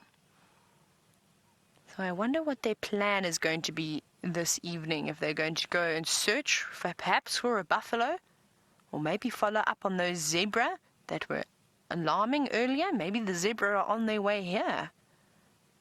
We won't know, and we'll just have to sit and wait and see what happens, of course. But fast asleep, these little lions are. They're making me sleepy. I'm going to have to do a big yawn soon. Except my teeth aren't as impressive as the lions are.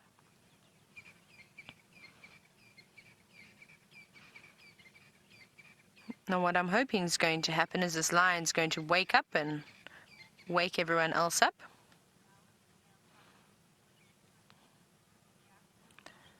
Now, Jarrett, you're wondering if it is going to be normal to allow these... Did I get that right, Kirsty? Sorry, I missed the beginning part. Are we talking about the male cubs joining the Birmingham? Ah, there we go. Thank you. That was a vital word I was missing. Sorry, Jarrett. I missed one vital word there. So you would like to know, would it be abnormal to allow these young male lion cubs to join up with the Birminghams? That is indeed correct. I don't think that would happen at all, and I don't know if it's ever really been recorded, but I can tell you a story of what I have seen. You know me, I'm always full of stories. Is down in the south, there was a beautiful male lion, and he went by the name of Solo. And the reason being was he was all on his own. And at one point, he was the main dominant male of the Southern Pride, and the Southern Pride was quite large. At one point there were 22 lions strong. Then there were takeovers by various males, and eventually that solo male got kicked out and off he went. He then joined up with another male lion that was also on his own, a little bit younger than what he was, and they called him the Kruger male, just because he came from Kruger and it just happened to be fitting. So Solo and the Kruger male joined up at an old age. They must have been at least about 8 or 9 years old, and they lived out their days happily together. Now that is quite unusual, because typically the bonds are formed between the male lions at a young age, and typically they've sort of form the bond for a couple of years as they were growing up together. So I found that pretty interesting. So anything is possible. I just think that these cubs are just too young. The age gap between of course, the Birminghams and these little ones is too large. So I don't think that they would be too bothered by them, and I think that they would chase them out. Because essentially they're competition for those Birminghams. I did hear the elephants. Now, I'm not sure if it's an entire herd of elephants or just a couple of bulls or maybe a small breeding herd. But it's the same ones that we heard earlier. And they seem to be moving closer. I still can't see them though. So they must be just in a thicket on the other side of this drainage line. Come on, lions. I think you've had a good 25-minute nap now. Oh, isn't that adorable? Now that makes for a great pillow. That fluffy tummy, and of course now, well, that tail was moving very quickly. And I'm sure this little one is going to chase it. Either that or play with the baboon's tail, which it is doing now. Oh, that's bendy.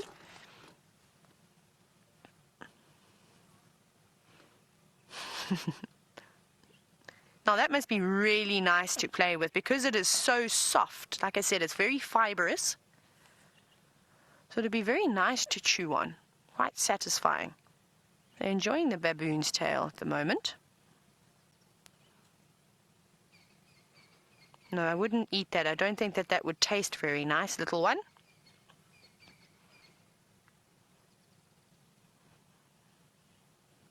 You can see a little bit of mange on this one's legs, and a little bit on the tummy, but it looks like the hair is starting to grow back though. I think that they're looking good. You see how those little bits of hair are starting, that new hair that's coming through? At one point some of them had no skin at all, no hair at all, sorry, on their elbows down to their paws. Oh, it is. It's our little floppy girl. Is it her? She's looking. If that is her, I can't see her. Turn around for us so we can have a look. Yes, it is. I think it is. Is it, David? It does look like it, hasn't it? Yes, I think it is. But it even looks like her ear is starting to improve slightly. She definitely looks much better now. But we'll get a proper view. Yeah, there we go. That's definitely her. Remember how it used to flop so much? And she was running around too quickly for us earlier this afternoon to have a proper look at her. Well, I also couldn't keep my eyes on one lion as they were racing about and climbing trees and tackling each other. But she's definitely looking a lot healthier.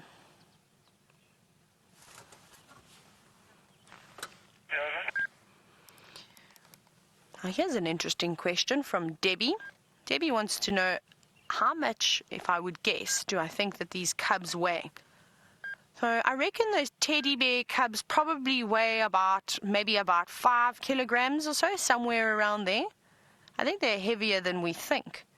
And that little cub over there, that looks like one of the middle-aged cubs, probably a little bit more. Maybe the teddy bear is only 3 or 4 kilograms, maybe less.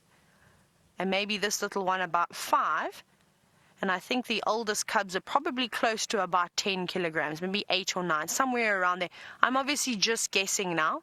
I'm not 100% certain, of course, so let's try and do that conversion in pounds. Now, I'm not very good, of course, so I would say about 15 pounds, maybe 16 pounds for the oldest cubs, about 10 pounds, 11 pounds for the middle-aged cubs, and about 8.5 pounds or so for the other cubs, maybe 9 pounds, somewhere around there. But I suppose you get what I'm trying to get at. Not very heavy indeed. But they'll grow quickly, and you're going to be quite shocked as to how quick the eldest cubs are going to grow now that they've reached 6 months. You'll see when they get to a year, they're almost going to double in size, and it's going to happen very, very quickly. Now, I'm quite curious to see the improvement of this little cub as she sort of fights the mange, because it isn't flopping as much as it used to. So this is fascinating. Maybe it's going to heal completely, and then she's going to look just like the other cubs again.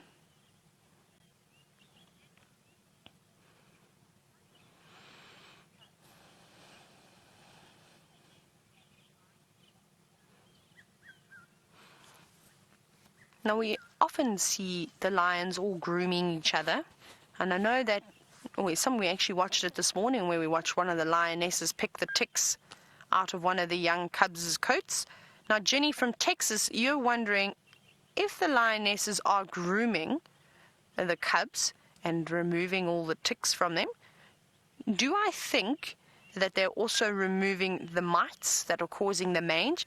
Now, I don't think so. The reason being is because the way that I understand it is that those mites burrow into the skin and into the hair follicle itself and that's what they're feeding on. That's how I understand it. So I think even though they're licking the surface, I don't think that that's removing the mites. But I think that their immune system is building up. That's obviously helping. You can see the lions have heard something. The only thing I've heard, of course, is those elephants pushing a couple of trees down. But let's see what they're so interested in.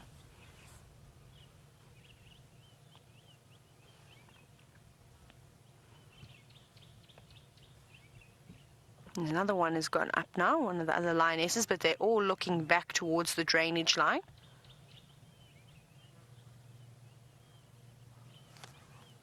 David, can you see anything? Where are they going? Now they're walking towards the drainage line. The cubs aren't going.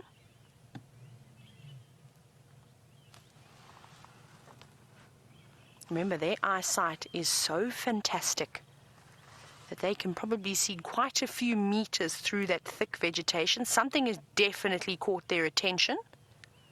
Maybe it's something small like a common duiker or a bushbuck that's lurking on the banks. Look like they're fanning out now. Let's see what goes on here.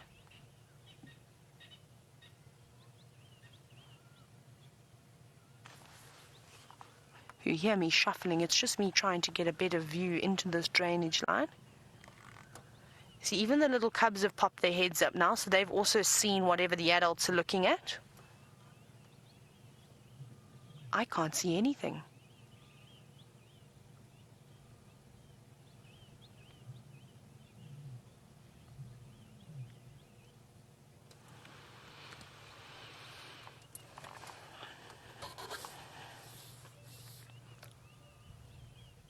I'm just going to try and see what these lionesses are going to do. The one has gone off into the distance and down towards the drainage. She's sort of slinking away. The third one has got up now. You can see the one lioness looks like she's going to go straight down into the drainage line. We're going to stick back here because we've got the cubs in front of us, so I'm not going to be able to follow them just yet. Oh, there goes the game drive radio.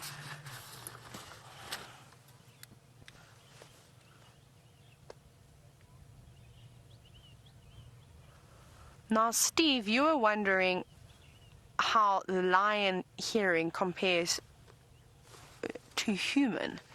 Now, I'm not 100% sure. I think that's a very difficult thing to try and test. Gosh, she's one lioness. They've seen something. Steve, I'm going to get back to your question now. We want to just quickly watch and focus. One lioness has gone down. They've sort of flanked. So one's gone to the left and one's gone to the right, and into the drainage line they're off to.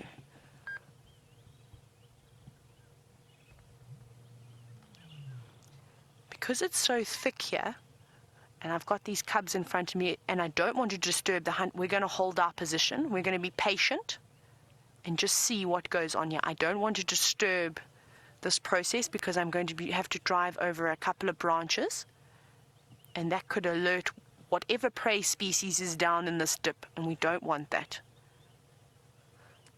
Sorry, Steve, I'll get to your question now. Now, I'm not 100% sure. I think it's very difficult to say exactly how the human hearing is versus the lion's hearing, but I can tell you right now that their hearing is probably 150 times better than ours because they're hearing something. I don't know if they saw something.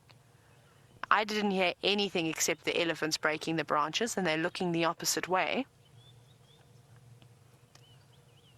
But it's just much better. All these animals have got much better hearing than us. And you notice it straight away. When I go to the city and I come back to the bush, for the first couple of days I'm back in the bush, I'm deaf. I can't hear the birds. I can't hear anything anymore. Let's just sit and watch what happens.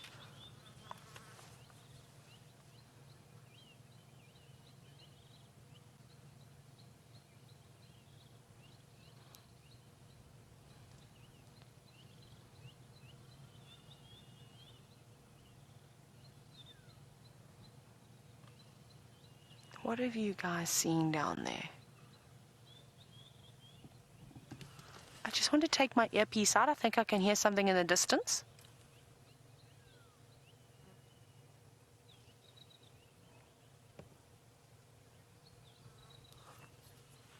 I thought that I heard sort of like movement through the bushes, but far west of us. We all saw those lions at one point. They turned their heads and looked west. I think it was the same thing that we heard. Look how that lion, she's just sitting on the edge of the bank. There's still a couple of elephants around. I can still hear them feeding.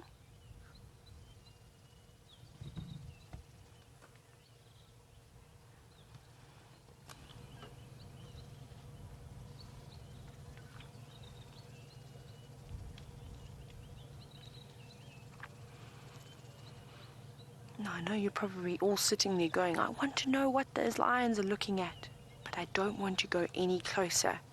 So we'll only move once we either hear a distress call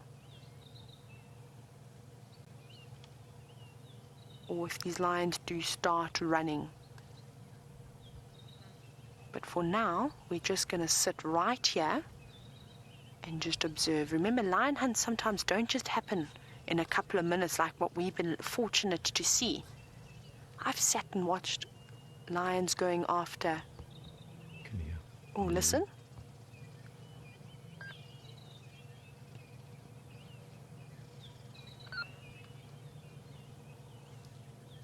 I don't know if you heard that very far away. There's a male lion roaring in the far distance. It sounds like it could still be on Torchwood somewhere, but possibly coming back this way. We know one male went across this morning, most likely Tinyo. Maybe he's on his way back, or maybe it's even Mfumo, who was seen mating with one of the Styx lions. Just want to turn the game drive radio on.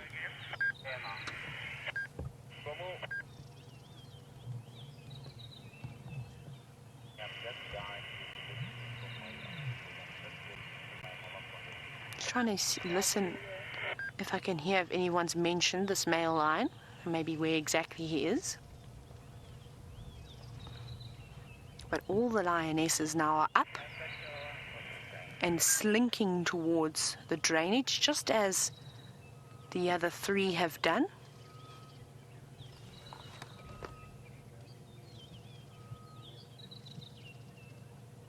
No, little cubs, you guys are not going on this one, I'm afraid. They've been told to stay.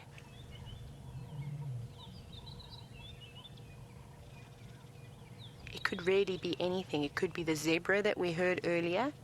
It could be a buffalo bull moving along the drainage line, which they are very fond of doing. It could be a hippo out of the water. I didn't see Henry at Buffelshoek Dam. A kudu. They didn't show this much interest in the impala this morning, so I think it's something much larger than an impala.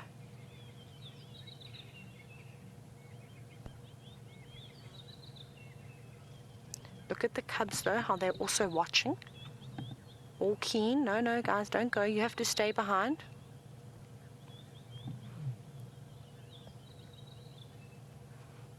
You can see itching to go forward because they've seen the hunts before.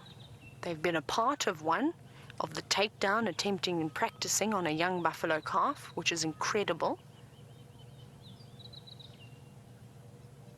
Now we just sit and wait until we hear something.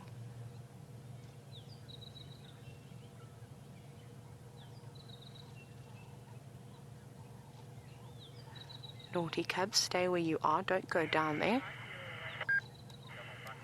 Okay, I'm going to turn the radio off. Nobody's mentioned that about that male lion roaring in the distance.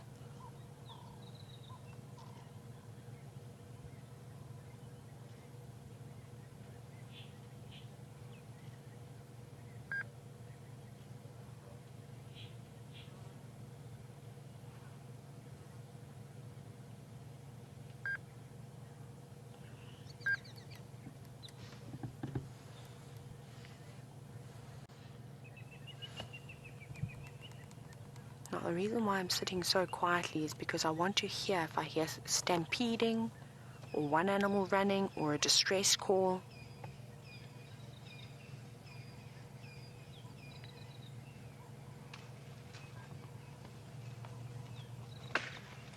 can hear branches breaking.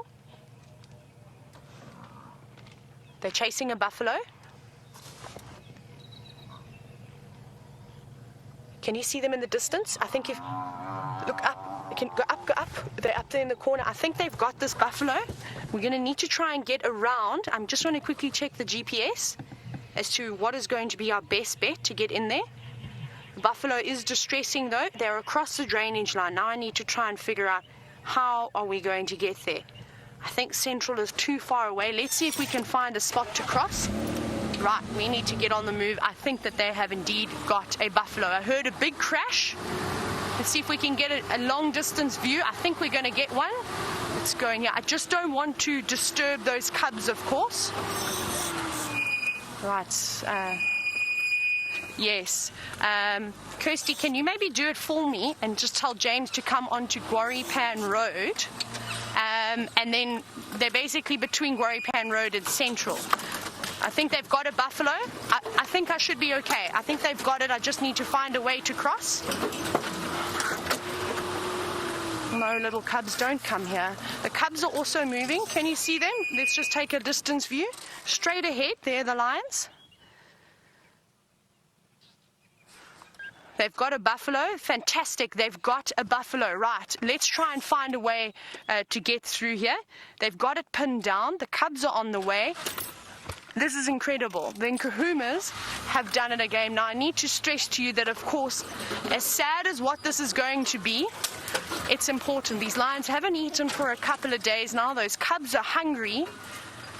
This is well deserved. Now, we're going to do, I think we might be able to get through. David, are you ready to do some off-roading? Kirsty, I should be fine. I've got them. They're not racing around. I'm just finding a way to cross. We're just trying to decide if we're going to get James in here or not, but I think we will be okay. We've just got to get up this little bank, but I think we've got a spot here. Fantastic. Well done, Nkuhumas.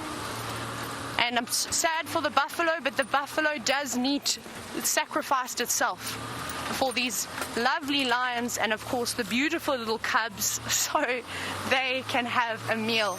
You go, biscuits. You are such a fantastic lions. And again, these lions are the lions that are changing the statistics.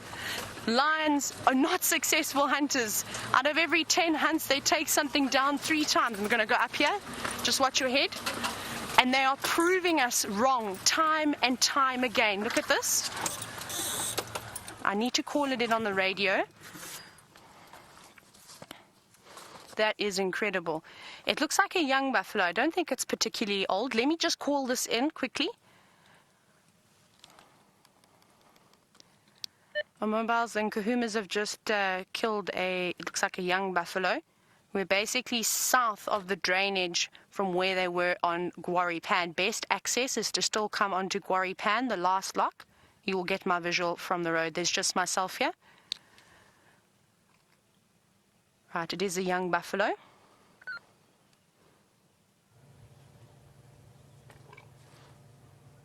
Now, I'm assuming that the radio is going to start going ballistic in a moment. Here comes the first cub. On the western side.